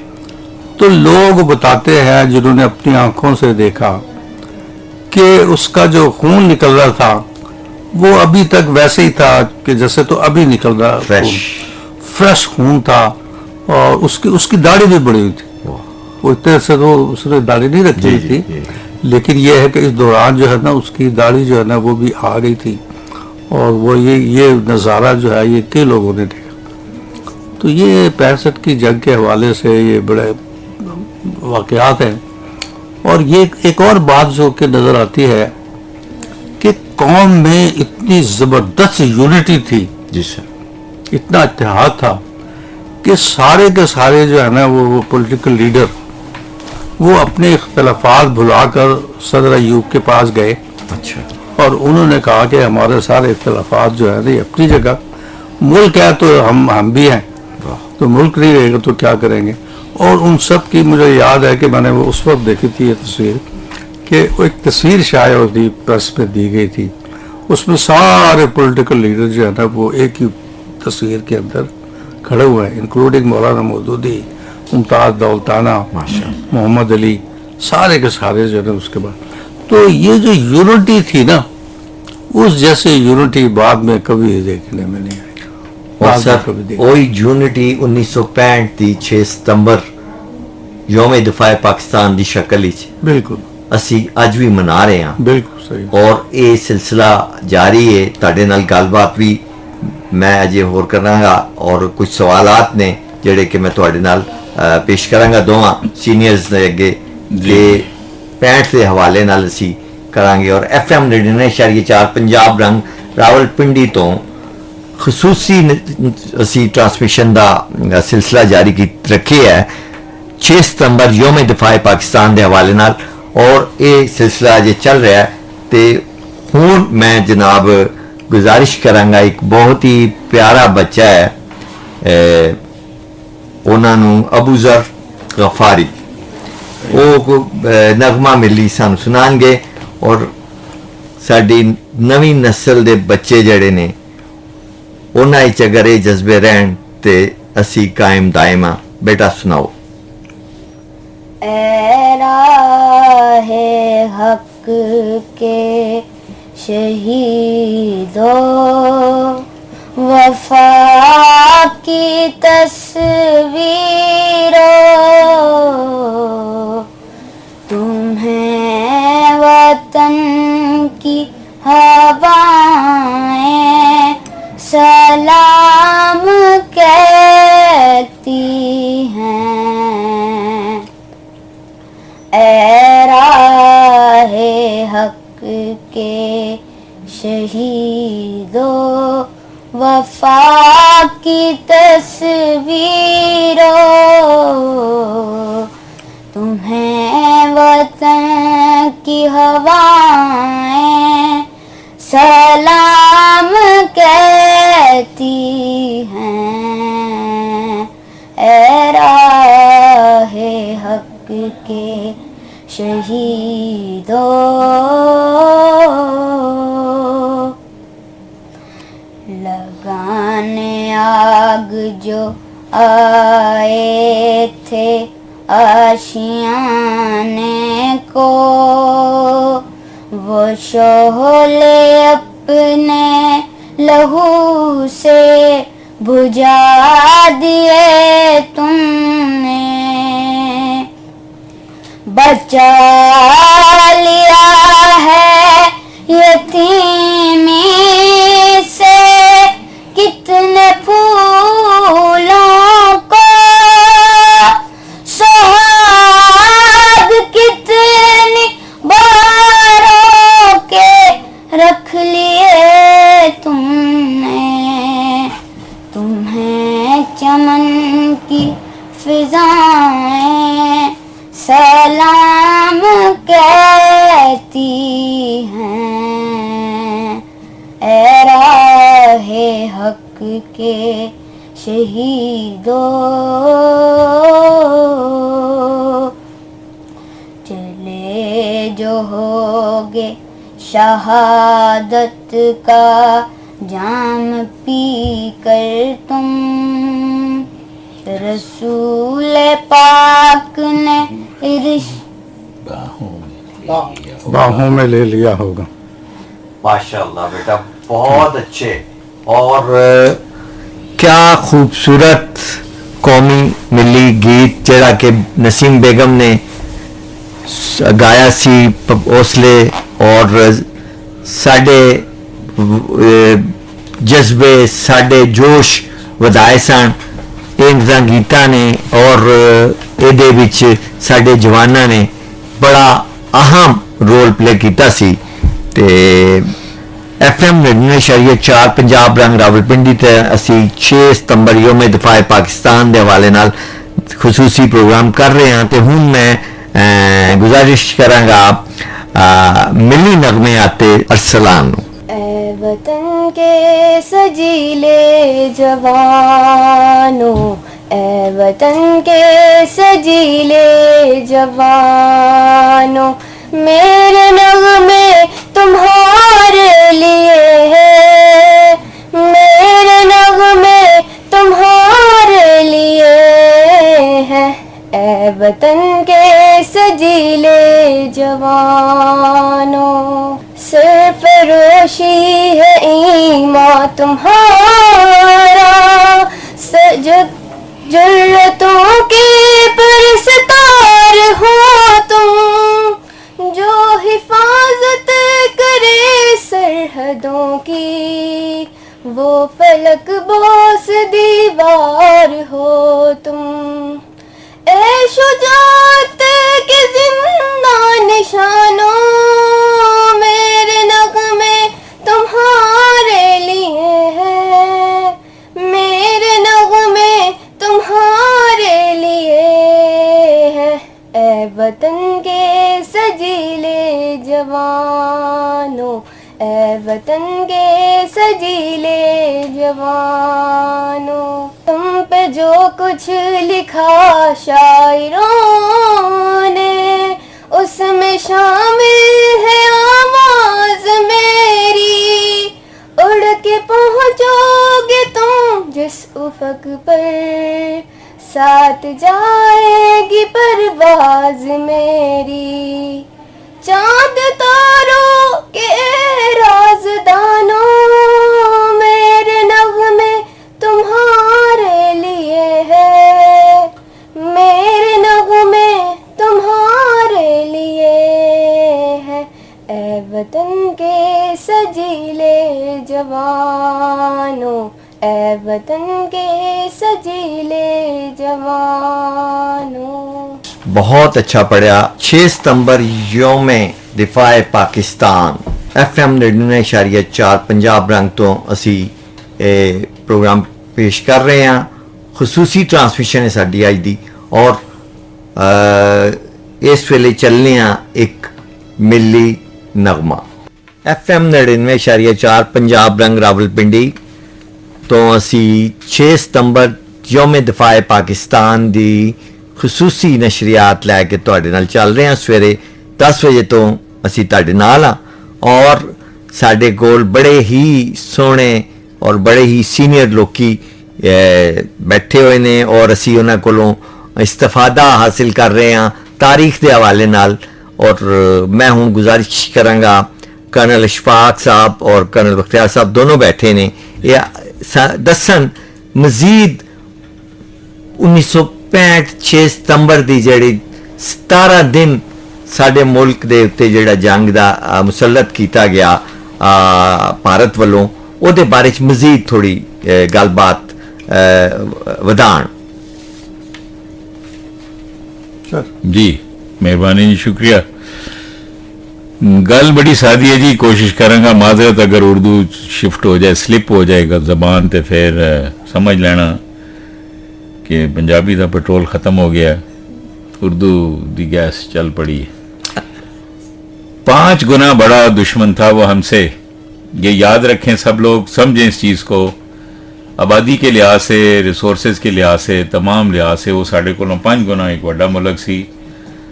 और 1964 जब रन ऑफ कच्छ तो मामलात ख़राब शुरू हो चुके सन, उस तो बाद एक लल पीरियड आया, लेकिन उस तो बाद 2-3 ऑपरेशन ਜਿਹੜੇ सन वो लाइन ऑफ कंट्रोल के पिछे शुरू कर दिते गए, और दुश्मन दे नाल नबरदाजमा असी सां, लेकिन बैनुल अक़वामी सरहद नूं तोड़ के हमला करन दी स्टेज या मरहला नहीं सी आया।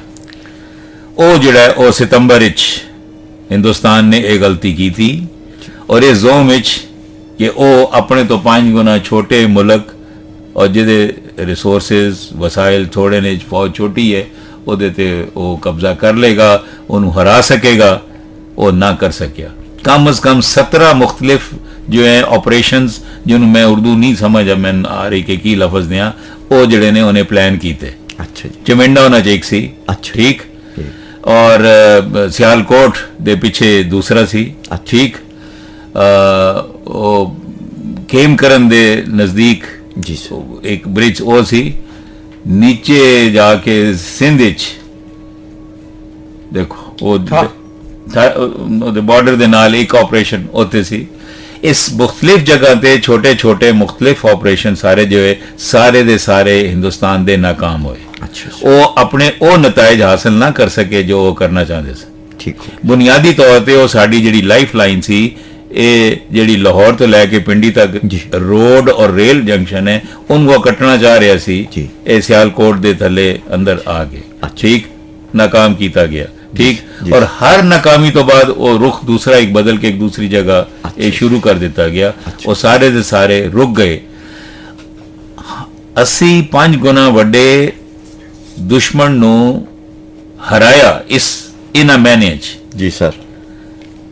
ਉਹਨੂੰ ਟੈਕਟੀਕਲ ਲੈਵਲ ਤੇ ਲੈ ਆਓਗੇ, ਛੋਟੀ ਜਗ੍ਹਾ ਤੇ ਦੇਖੋਗੇ ਤੇ ਇਹ ਹੋਇਆ ਕਿ ਉਹ तमाम ਤਰ੍ਹਾਂ ਉਹਦੇ ਜਿਹੜੇ ਆਪਰੇਸ਼ਨ ਸਨ ਉਹ ਕਾਮਯਾਬ ਨਾ ਹੋ ਸਕੇ, ਔਰ ਇਸੇ ਤਰੀਕੇ ਨਾਲ ਉਹਦੇ ਇੱਕ ਆਪਰੇਸ਼ਨ ਤੋਂ ਬਾਅਦ ਜੋ ਦੂਸਰਾ ਸੀ ਉਹ ਉਹਦੇ ਤਬਦੀਲ ਕਰਨਾ ਪਿਆ ਉਹਨੂੰ, ਕਿਉਂਕਿ ਉਹ ਆਪਣੇ ਮਕਾਸਦ ਹੱਲ ਨਾ ਕਰ ਸਕਿਆ। ਠੀਕ ਜੀ ਸਰ। ਇਹ ਜੰਗ ਇੱਥੇ ਆ ਕੇ ਰੁਕ ਗਈ اور پھر وہ تاشکند چلے گئے, وہاں مذاکرات ہوئے اور جو کچھ اتنے سیٹلمنٹ ہو گئی اسی وہ دے اندر اج گل نہیں کر دے. جی سر. اس حوالے دے نال اے دفاع یوم پاکستان منایا جا رہا ہے. تھوڑی دیر پہلے نصرت صاحب نے جیڑی گل کی تھی یونائٹڈ وی ون ڈیوائیڈڈ وی فال, بے شک یونٹی کے اوپر جو بات کی ہے ان کا جو لفظ ہے وہ جو ترانے ایک انہوں نے نہیں بات کی, 6 دفعہ اس کو بات کیا کہ جڑے رہو گے تو قائم رہو گے. یہ بڑا ضروری ہے آج. یہ جو سارے لوگ سن رہے ہیں سن لیں مجھ سے. 71 کی جنگ میں تھا, وردی میں تھا, مجھ سے میرے ہاتھوں ملک ٹوٹ گیا. میں آج بھی بولنے کے تو قابل ہوں, ملک 2 لخت ہو گیا. پاکستان تھا, آج مگر بھی پاکستان کو پاکستان کہہ رہے ہیں. ہمیں یونائٹڈ رہنا ہے. میری پہلی پہچان اسلام ہے, اسلام ہے. پاکستان میری بنیاد اسلام کی بنیاد پہ بنا.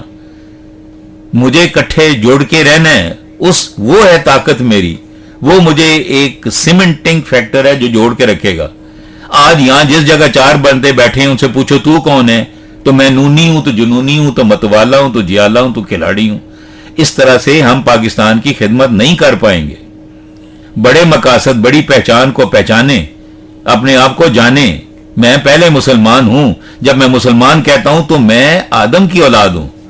ہے کوئی جو آدم کی اولاد نہیں ہے تو ہاتھ کھڑا کرے یہاں پر. تو وہ مجھے جوڑتا ہے کہ میرا باپ ایک ہے. پھر اس نے دوسرا مجھے دے دیا, ہر بندے کو اس نے اپنی مخلوق کو, کہ تو میرا خلیفہ ہے. کہاں؟ میری کائنات میں. کوئی شک ہے؟ اللہ کی 4 کتابوں میں جا کے دیکھ لیں. کسی کو کوئی شک ہے تو نکال کے دے دوں گا. میرے پاس تو کل نہیں ہے, وہ تو لکھا ہوا موجود ہے. تو میرا خلیفہ ہے, دنیا کے لیے بہتری کر. تم میں سے بہتر وہ ہے جو مخلوق کے لیے, خیر البریہ لفظ استعمال ہوا. البینہ کی میں 7ویں کی بات کر رہا ہوں. 6 میں کہتا ہے تم میں سے سب سے برا کون ہے, شر البریہ. 7ویں میں کہہ رہا ہے خیر البریہ کون ہے. تو مجھے انسانوں کے لیے بہتر سوچنا ہے. ان انسانوں میں مودی بھی شامل ہے, ہندوستان بھی شامل ہے, وہ بھی اولاد آدم ہے. یہ ایسے ہی ہے کہ آج مکہ ایک اسلامی شہر ہے. کیسے بنا؟ اس میں سے 13 سال کی زندگی آخری نبی کی کس کو مارا تھا, کس کو قتل کیا تھا, کس کو تھپڑ کا جواب تھپڑ سے دیا تھا. وہاں سے نکل آئے, ہجرت کی, ادھر آئے, جب واپس گئے کیا ایک بھی خون بہا؟ مسلمانوں, ایک بھی خون بہایا گیا تھا کسی مکے میں کسی کافر کا؟ ابو سفیان کا گھر سیفٹی امان قرار ہو گیا کہ جو وہاں چلا جائے گا تمام خون معاف کر دیے گئے, تمام پرانے جو قرضے تھے وہ معاف کر دیے گئے. کل بہتر پاکستان چڑھنا ہے تو پلیز گیٹ یونائٹڈ. ہاتھ پکڑیں ایک دوسرے کا, ساتھ مل کے چلیں, بڑے مقاصد کو جانیں, ان مقاصد کی خاطر اپنا حصہ ادا کریں. ٹھیک, یہ مجھے کہنا ہے. 73 کا ہو چلا ہوں, کتنا اور جی لینا ہے. میں بیٹل فیلڈ کے اوپر, میں کرنل آف دی بٹالین اپنی ریجمنٹ کا ٹوائس رہا ہوں. ابھی میں پھر وہاں جا رہا ہوں, اور بیٹل فیلڈ پہ جیت دینا میری ذمہ داری. بیٹل فیلڈ کے پیچھے جو تم سب لوگ ہو, جو میرے سویلین بھائی ہو, ٹھیک, تم تو جڑ جاؤ, تم تو مل کے چلو. اس پاکستان کے بڑے مقاصد کو پہچانے, اس کے اندر اپنا حصہ ادا کریں. جی کرنل صاحب بہت شکریہ, بڑی اچھی گلاں کر رہے ہو. میں کرنل شفاعت صاحب وال جاواں گا. سر تسی اپنی گل بات کوئی یوم دفاع پاکستان دے حوالے نال جڑا ساڈا اج دا خاص موضوع ہے, کوئی ساڈے نال صاحب نے جو کچھ کہا یہ تو کرکس ہے. जी सर, ये यानी तलखीस में कहा जाए कि यही 1965 का पैगाम है कि यूनिटी, इत्तेहाद, और जो जोश व जज्बा था, ये हम दोनों जो है ना एक ही कॉलेज में पढ़ते भी रहे हैं, तो ये गवाही देंगे इस बात की कि देखिए सन 65 की जंग में कोई खौफ नहीं था, बिल्कुल नहीं था। जब वो जंग हुई है जो लाहौर के ऊपर हमें मालूम मतलब है कि इंडिया के जहाज़ों को ले रहे थे और 2 मिनट में उन्होंने 5 जहाज़ों को तबाह कर दिया था, जी सर, तो वो डॉग फाइट लाहौर के ऊपर हो रही थी। जी, और मैं उसका जी यानी शायद हूँ। वही मैं कहने लगा हूँ कि लाहौरियों का आलम ये था कि कोई खौफ नहीं था कि साढ़े बल कोई गोली आ जाएगी। बाहर खड़े होकर लोग देखिए बाहर खड़े मैदान हुए में। थे, छतों पे चढ़े हुए थे, मैं खुद एक दीवार पे चढ़ा हुआ और मैं उसको देख रहा था कि वो डॉग फाइट हो रही है। और मतलब ये जज्बा था लोगों का, और बस ये जज्बा हमने खो दिया 65 के बाद, ये जज्बा हमने खो दिया। अच्छा, मैं 65 के हवाले से एक बात की वजाहत करना चाहूँगा कि आम तौर पर चविंडा के बारे में ये कहा जाता है कि जी वहाँ फौजी जवान जो है ना वो बम बांध के हाँ जी, और टैंकों के नीचे लेट गए। हाँ जी बिल्कुल, ये इससे बड़ी हिमाकत कोई हो नहीं सकती। और वो क्यों लेटेगा टैंक के नीचे? हर जवान के पास एक इनर्गा ग्रेनेड होता है जो बिल्कुल छोटा सा होता है, ठीक हो और वो इनर्गा ग्रेनेड जो है वो छोटा तो होता है लेकिन बड़ी तबाहकुन चीज होती है। उसको राइफल के मजल के ऊपर चढ़ा के जब उसको फायर किया जाए तो पूरे टैंक को तबाह कर सकता है। इसी तरह से हर सेक्शन में ये इनर्गा ग्रेनेड तो हर जवान के पास होता है। हर एक सेक्शन में एक 3.5 इंच रॉकेट लॉन्चर होता है, जी सर, वो शोल्डर ऑपरेटेड होता है, और उसको अगर आप उसको फायर करें तो उसका जो मतलब है कि वो रॉकेट होता है वो भी टैंक को तबाह कर सकता है। अच्छा, तो बात यह है कि जंग में सबसे बड़ी बात यह होती है कि आपने अपनी जान को बचाना है और दुश्मन को तबाह करना है। वाह, तो बम बांध के लेटने का क्या मतलब है? बम बांध के क्यों लेटेंगे? वो तो फटेगा ही नहीं। बेशक, जो बम आप बांध लेंगे तो वो तो फटेगा जी, नहीं, बिल्कुल। उसको फायर करेंगे तो वो फटेगा। बिल्कुल, तो इसलिए लोगों ने इनर्गा ग्रेनेड से फायर किए, रॉकेट लॉन्चर से फायर किए, और टैंक टू टैंक फाइट हुई कि टैंक के अंदर जो है ना वो एंटी टैंक गन भी होती है। ये आर्टिलरी का भी एक रोल होता है अच्छा। कि आर्टिलरी के पास मुख्तलिफ किस्म के जो है ना वो मतलब है कि जो बम होते हैं वो मुख्तलिफ किस्म के होते हैं। कुछ ऐसे होते हैं जो कि डायरेक्ट हिट करते हैं, और कुछ ऐसे होते हैं कि जो कि हवा में पड़ते हैं, और जो हवा में पड़ते हैं तो वो उसके स्प्लिंटर जो है ना वो काफी ठीक हो। फैल जाते हैं। ठीक हो गया सर। तो मतलब है कि ये पता नहीं कैसे रिवाज जो है ना ये इसने जन्म ले लिया है, और वो सीना दर सीना ये बात फैलती जाती है, तो ये इंतहाई गलत बात। जी सर, लो जी, 6 सितंबर ਯੋਮ ਦਿਫਾਏ ਪਾਕਿਸਤਾਨ ਜਿਹੜਾ ਕਿ ਅਸੀਂ ਬੜੇ ਜੋਸ਼ੇ ਜਜ਼ਬੇ ਨਾਲ ਮਨਾ ਰਹੇ ਹਾਂ, ਔਰ ਇਹ ਸਿਲਸਿਲਾ ਅੱਜ ਸਾਰਾ ਦਿਨ ਰਹਿਣਾ ਪੂਰੇ ਮੁਲਕ 'ਚ। ਔਰ ਇਹਦੇ 'ਚ ਜਿਕਨ ਮੇਰੇ ਸੀਨੀਅਰਸ ਦੱਸ ਰਹੇ ਨੇ ਕਿ ਅਸਲ ਚੀਜ਼ ਜਿਹੜੀ ਹੈ ਉਹ ਸਾਡੀ ਯੂਨਿਟੀ ਹੈ, ਕੌਮ ਦੀ ਯੂਨਿਟੀ ਹੈ, ਔਰ ਬਹੁਤ ਹੀ ਜ਼ਰੂਰੀ ਹੈ ਯੂਨਿਟੀ ਆਤੇ। ਔਰ ਇਹ ਸਿਲਸਿਲਾ ਚੱਲਦਾ ਰਹੇਗਾ। ਅਤੇ ਹੁਣ ਅਸੀਂ ਚੱਲਨੇ ਆ ਅਲੀ ਰਜ਼ਾ ਸਾਡਾ ਬੇਟਾ ਹੈ ਕਿ ਉਹ ਤਕਰੀਰ ਕਰੇਗਾ ਯੋਮ ਦਿਫਾਏ ਪਾਕਿਸਤਾਨ ਦੇ ਹਵਾਲੇ ਨਾਲ। ਜੀ ਬੇਟਾ।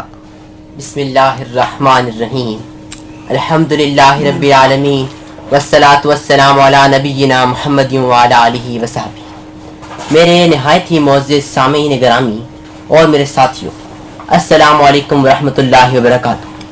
यौम दिफाए पाकिस्तान के हवाले से लबकुशाई करते हुए 76 साल तारीख की दिफाई कुर्बानियों से लेकर फिरऔन की रस्सियाँ निकलते हुए साए मूसा तक सारी तारीख़ हुर्रियत मेरे तफक्कुर में घूम रही है। आज मैं ऐसी सरजमीन पर खड़ा हूँ जिसे शहीदों, गाजियों और जांबाजों की सरजमीन होने का एजाज़ हासिल है। मेरे सामने बदर हुनैन के मार्के नस्बुलैन की हैसियत से घूम रहे हैं, जबकि रूह मशरिक मुझे पुकार पुकार कर ये कहते हुए सुनाई दे रही है कि आ तुझको बताऊं कि तकदीर उमम क्या है, आ तुझको बताऊं कि तकदीर उमम क्या है, शमशीर सिना अव्वल ताउस रिबाब आखिर। जनाब, 6 सितंबर का दिन हमारी तारीख का ऐसा दिन है جو ہماری ناقابل تسخیر فوجی صلاحیت کو دنیا پر باور کرانے کا دن ہے۔ دشمن اس وہم اور گمان میں تھا کہ جیسے قیام پاکستان سے قبل بر صغیر کے مسلمانوں کو مجبور و محکوم قوم بنا دیا گیا تھا، مسلمانوں کے ذہنوں کی زمین بنجر اور فعال قلب و تفکر بانجھ ہو رہے تھے۔ لیکن 6 ستمبر کو ہم نے ناپاک دشمن کی ناپاک سوچ کا قیامت تک کے لیے ایسا صفایا کیا کہ اس کی نسلیں بھی یاد رکھیں گی۔ ہم نے ہندوستان کو ثابت کر دیا کہ پاکستان کا ہر جوان حیت حیدری کو سنبھالے ہوئے نصرت کا استعارہ ہے، ہر فرد ملت کے مقدر کا ستارہ ہے۔ ہری ہے شاخ تمنا ابھی جلی تو نہیں، ہری ہے شاخ تمنا ابھی جلی تو نہیں، دبی ہے آگے جگر ابھی بجھی تو نہیں، جفا کی تیغ سے گردن وفا شعاروں کی، جفا کی تیغ سے گردن وفا شعاروں کی، کٹی ہے برسرے میدان مگر جھکی تو نہیں۔ تو جناب علی وقار، آج کون سا وہ جذبہ ہے کہ اس قوم کا مجاہد اپنی قوم کے لیے جان قربان کر دیتا ہے؟ کیونکہ ہمارے پاس تاریخ بدر و حنین ہے، ہمارے پاس کربلا کی تاریخ ہے۔ امام حسین علیہ السلام نے اپنا سر کٹا دیا لیکن دشمن کے آگے جھکے نہیں۔ جناب صدر، اب دشمن کو یہ اعتراف ہو چکا کہ وہ سرحدوں پر ہم سے جنگ نہیں جیت سکتا، تو اس نے سوشل میڈیا، طاغوتی میڈیا کے ذریعے نفرت و عریانیت پھیلا کر ہماری ایمانی رگوں کو، ہماری جڑوں کو کھوکھلا کرنا شروع کر دیا۔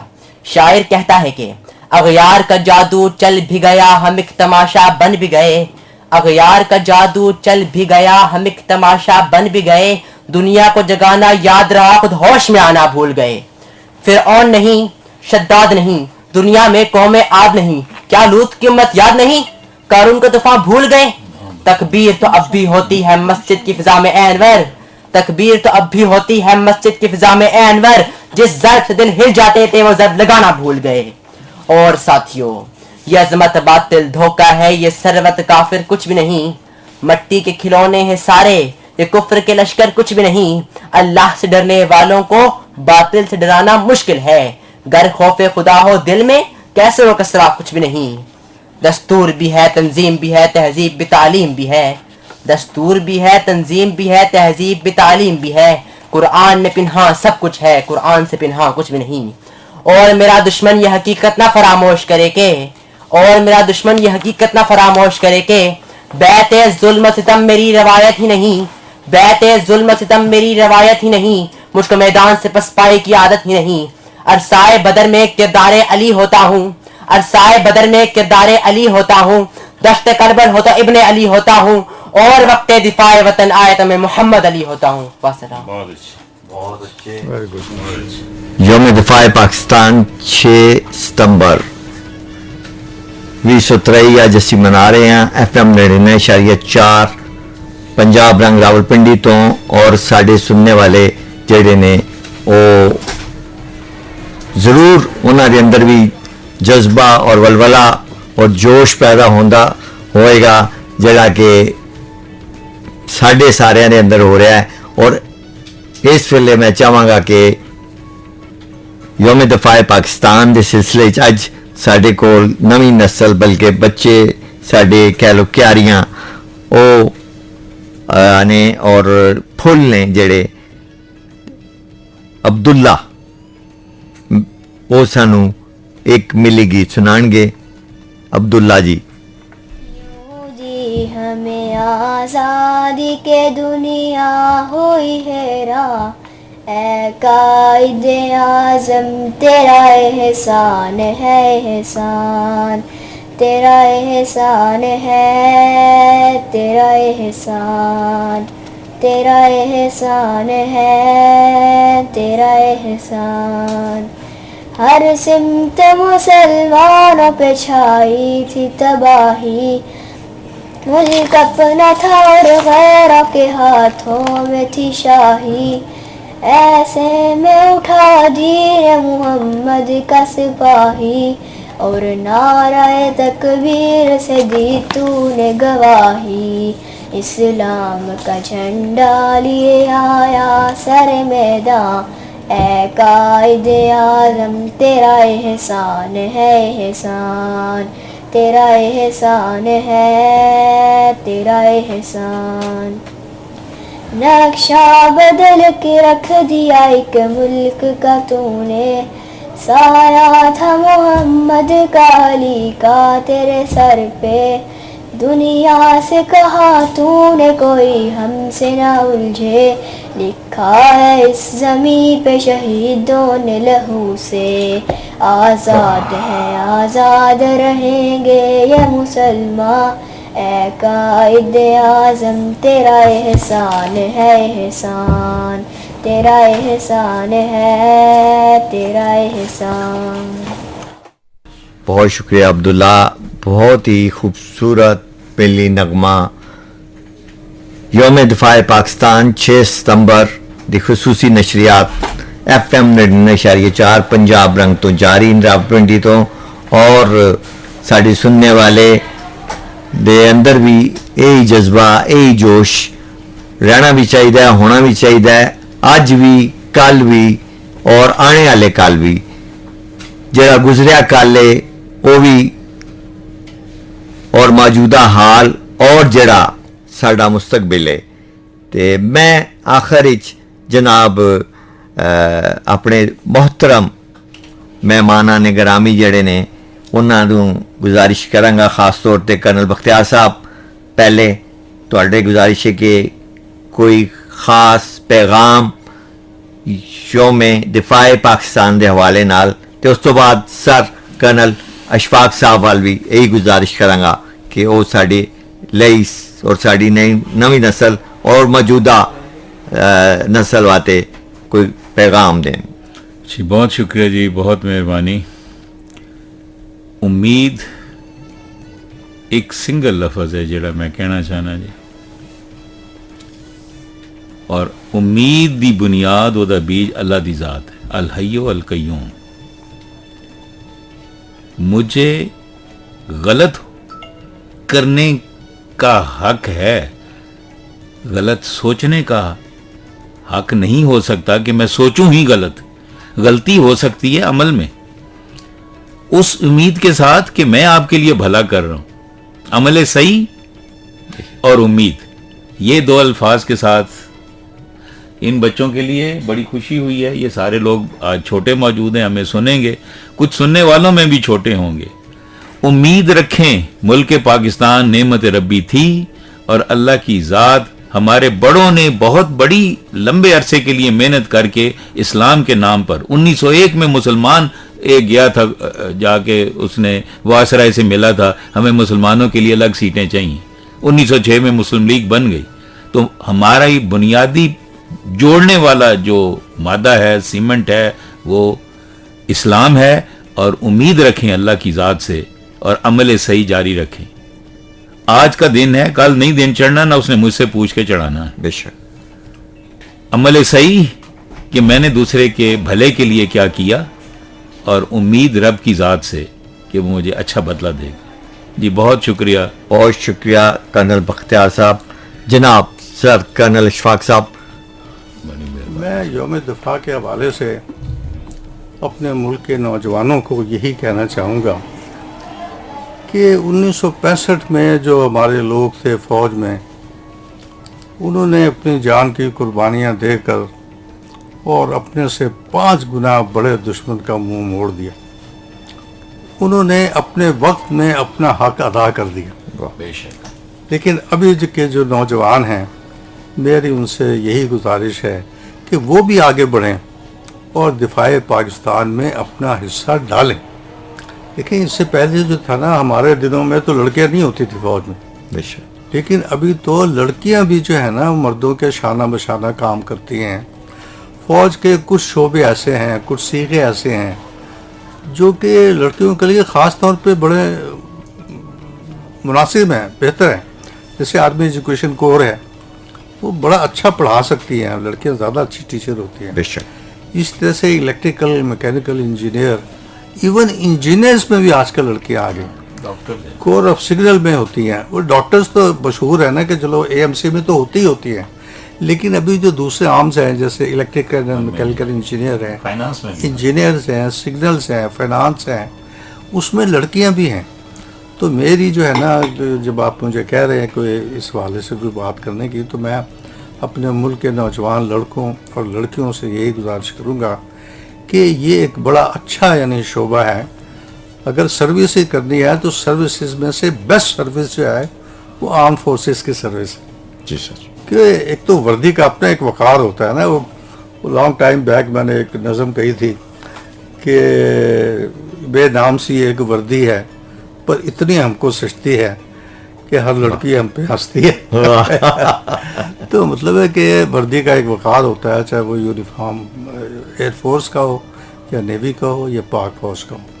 تو نوجوان جو ہیں وہ آگے بڑھیں اور اپنے حصے کا جو دفاع کا ان کا کنٹریبیوشن ہے وہ اس میں ادا کریں.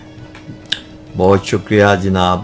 تسی بڑے ہی اچھے یوم دفاع پاکستان دے حوالے نال ساڈے نویں نسل نوں سانوں اور اللہ کرے کہ آنے والی نسل جڑی ساڈی او دے وچ بھی وہی جذبہ وہی جوش قائم رہے جڑا کہ 1965 دا اسی بار بار ذکر کر رہے ہیں. یوم دفاع پاکستان 6 ستمبر 1965 وچ جڑے ڈاگ فائٹ دی تسی گل کیتی, جڑے اتھے ڈنڈے سوٹیاں لے کے نسنے دی گل کیتی, واگا حل قصور حل اور ہلواڑا اور ساڈی فضائیہ نے جو کمال کیتے, ساڈی بحریہ نے جو کمال کیتے, میں سمجھنا کہ اور دوارکا اور کمال ہلواڑا کیڑا کیڑا نا لیے آدم پور. اور یہ سلسلہ انشاءاللہ اللہ دے حکم اور ساڈے سچے جذبے نال قائم رہے گا. تے آخر وچ میں بیٹی زینب فاطمہ انہوں نے کہاں گا کہ بیٹا وہ اپنے خیالات دا اظہار کرن. بسم اللہ الرحمن الرحیم. With due respect and great reverence, we are celebrating the Day of Defense. A cunning enemy we had to face, but we accomplished our work with grace. Yes, my dear fellows, 6 September 1965 is the day when India attacked our dear homeland in the darkness of night like a cunning thief. The Indians were so sure of their success that they settled among themselves to celebrate the victory a few hours later in Lahore. They were armed with all kinds of weapons. As history tells us, Abraha, who was a non-believer and arrogant king, attacked the sacred house of Allah. He led his army with black elephant. In the same manner, India attacked our country, while the black Persian and American tanks were ahead of them and the vulture-like fighter planes were hovering above in the air. But what a courage, boldness and bravery was demonstrated by the Pakistani nation. As soon as the news of the attack was heard, a wave of oneness, boldness, sacrifice and patriotism ran through the whole nation. The entire world knows that 1965, how the fearless, courageous and daring tigers of Pakistan Army crushed the planned, organized and secret aggression of the enemy. They tied bombs with the bodies and were ready to sacrifice their precious lives for the motherland. By laying under the enemy's tanks, they wrecked the gigantic tanks in a shape which reduced all the pride and boldness of the large Indian army to ashes. In the words of Iqbal, دشت دشت بھی دریا بھی نہ چھوڑے ہم نے, بحر ظلمت میں دوڑا دیے گھوڑے ہم نے. Thank you. بہت شکریہ. اور یہ نال ہی اسی تواڈے کولوں اجازت چاہواں گے. رب راکھا.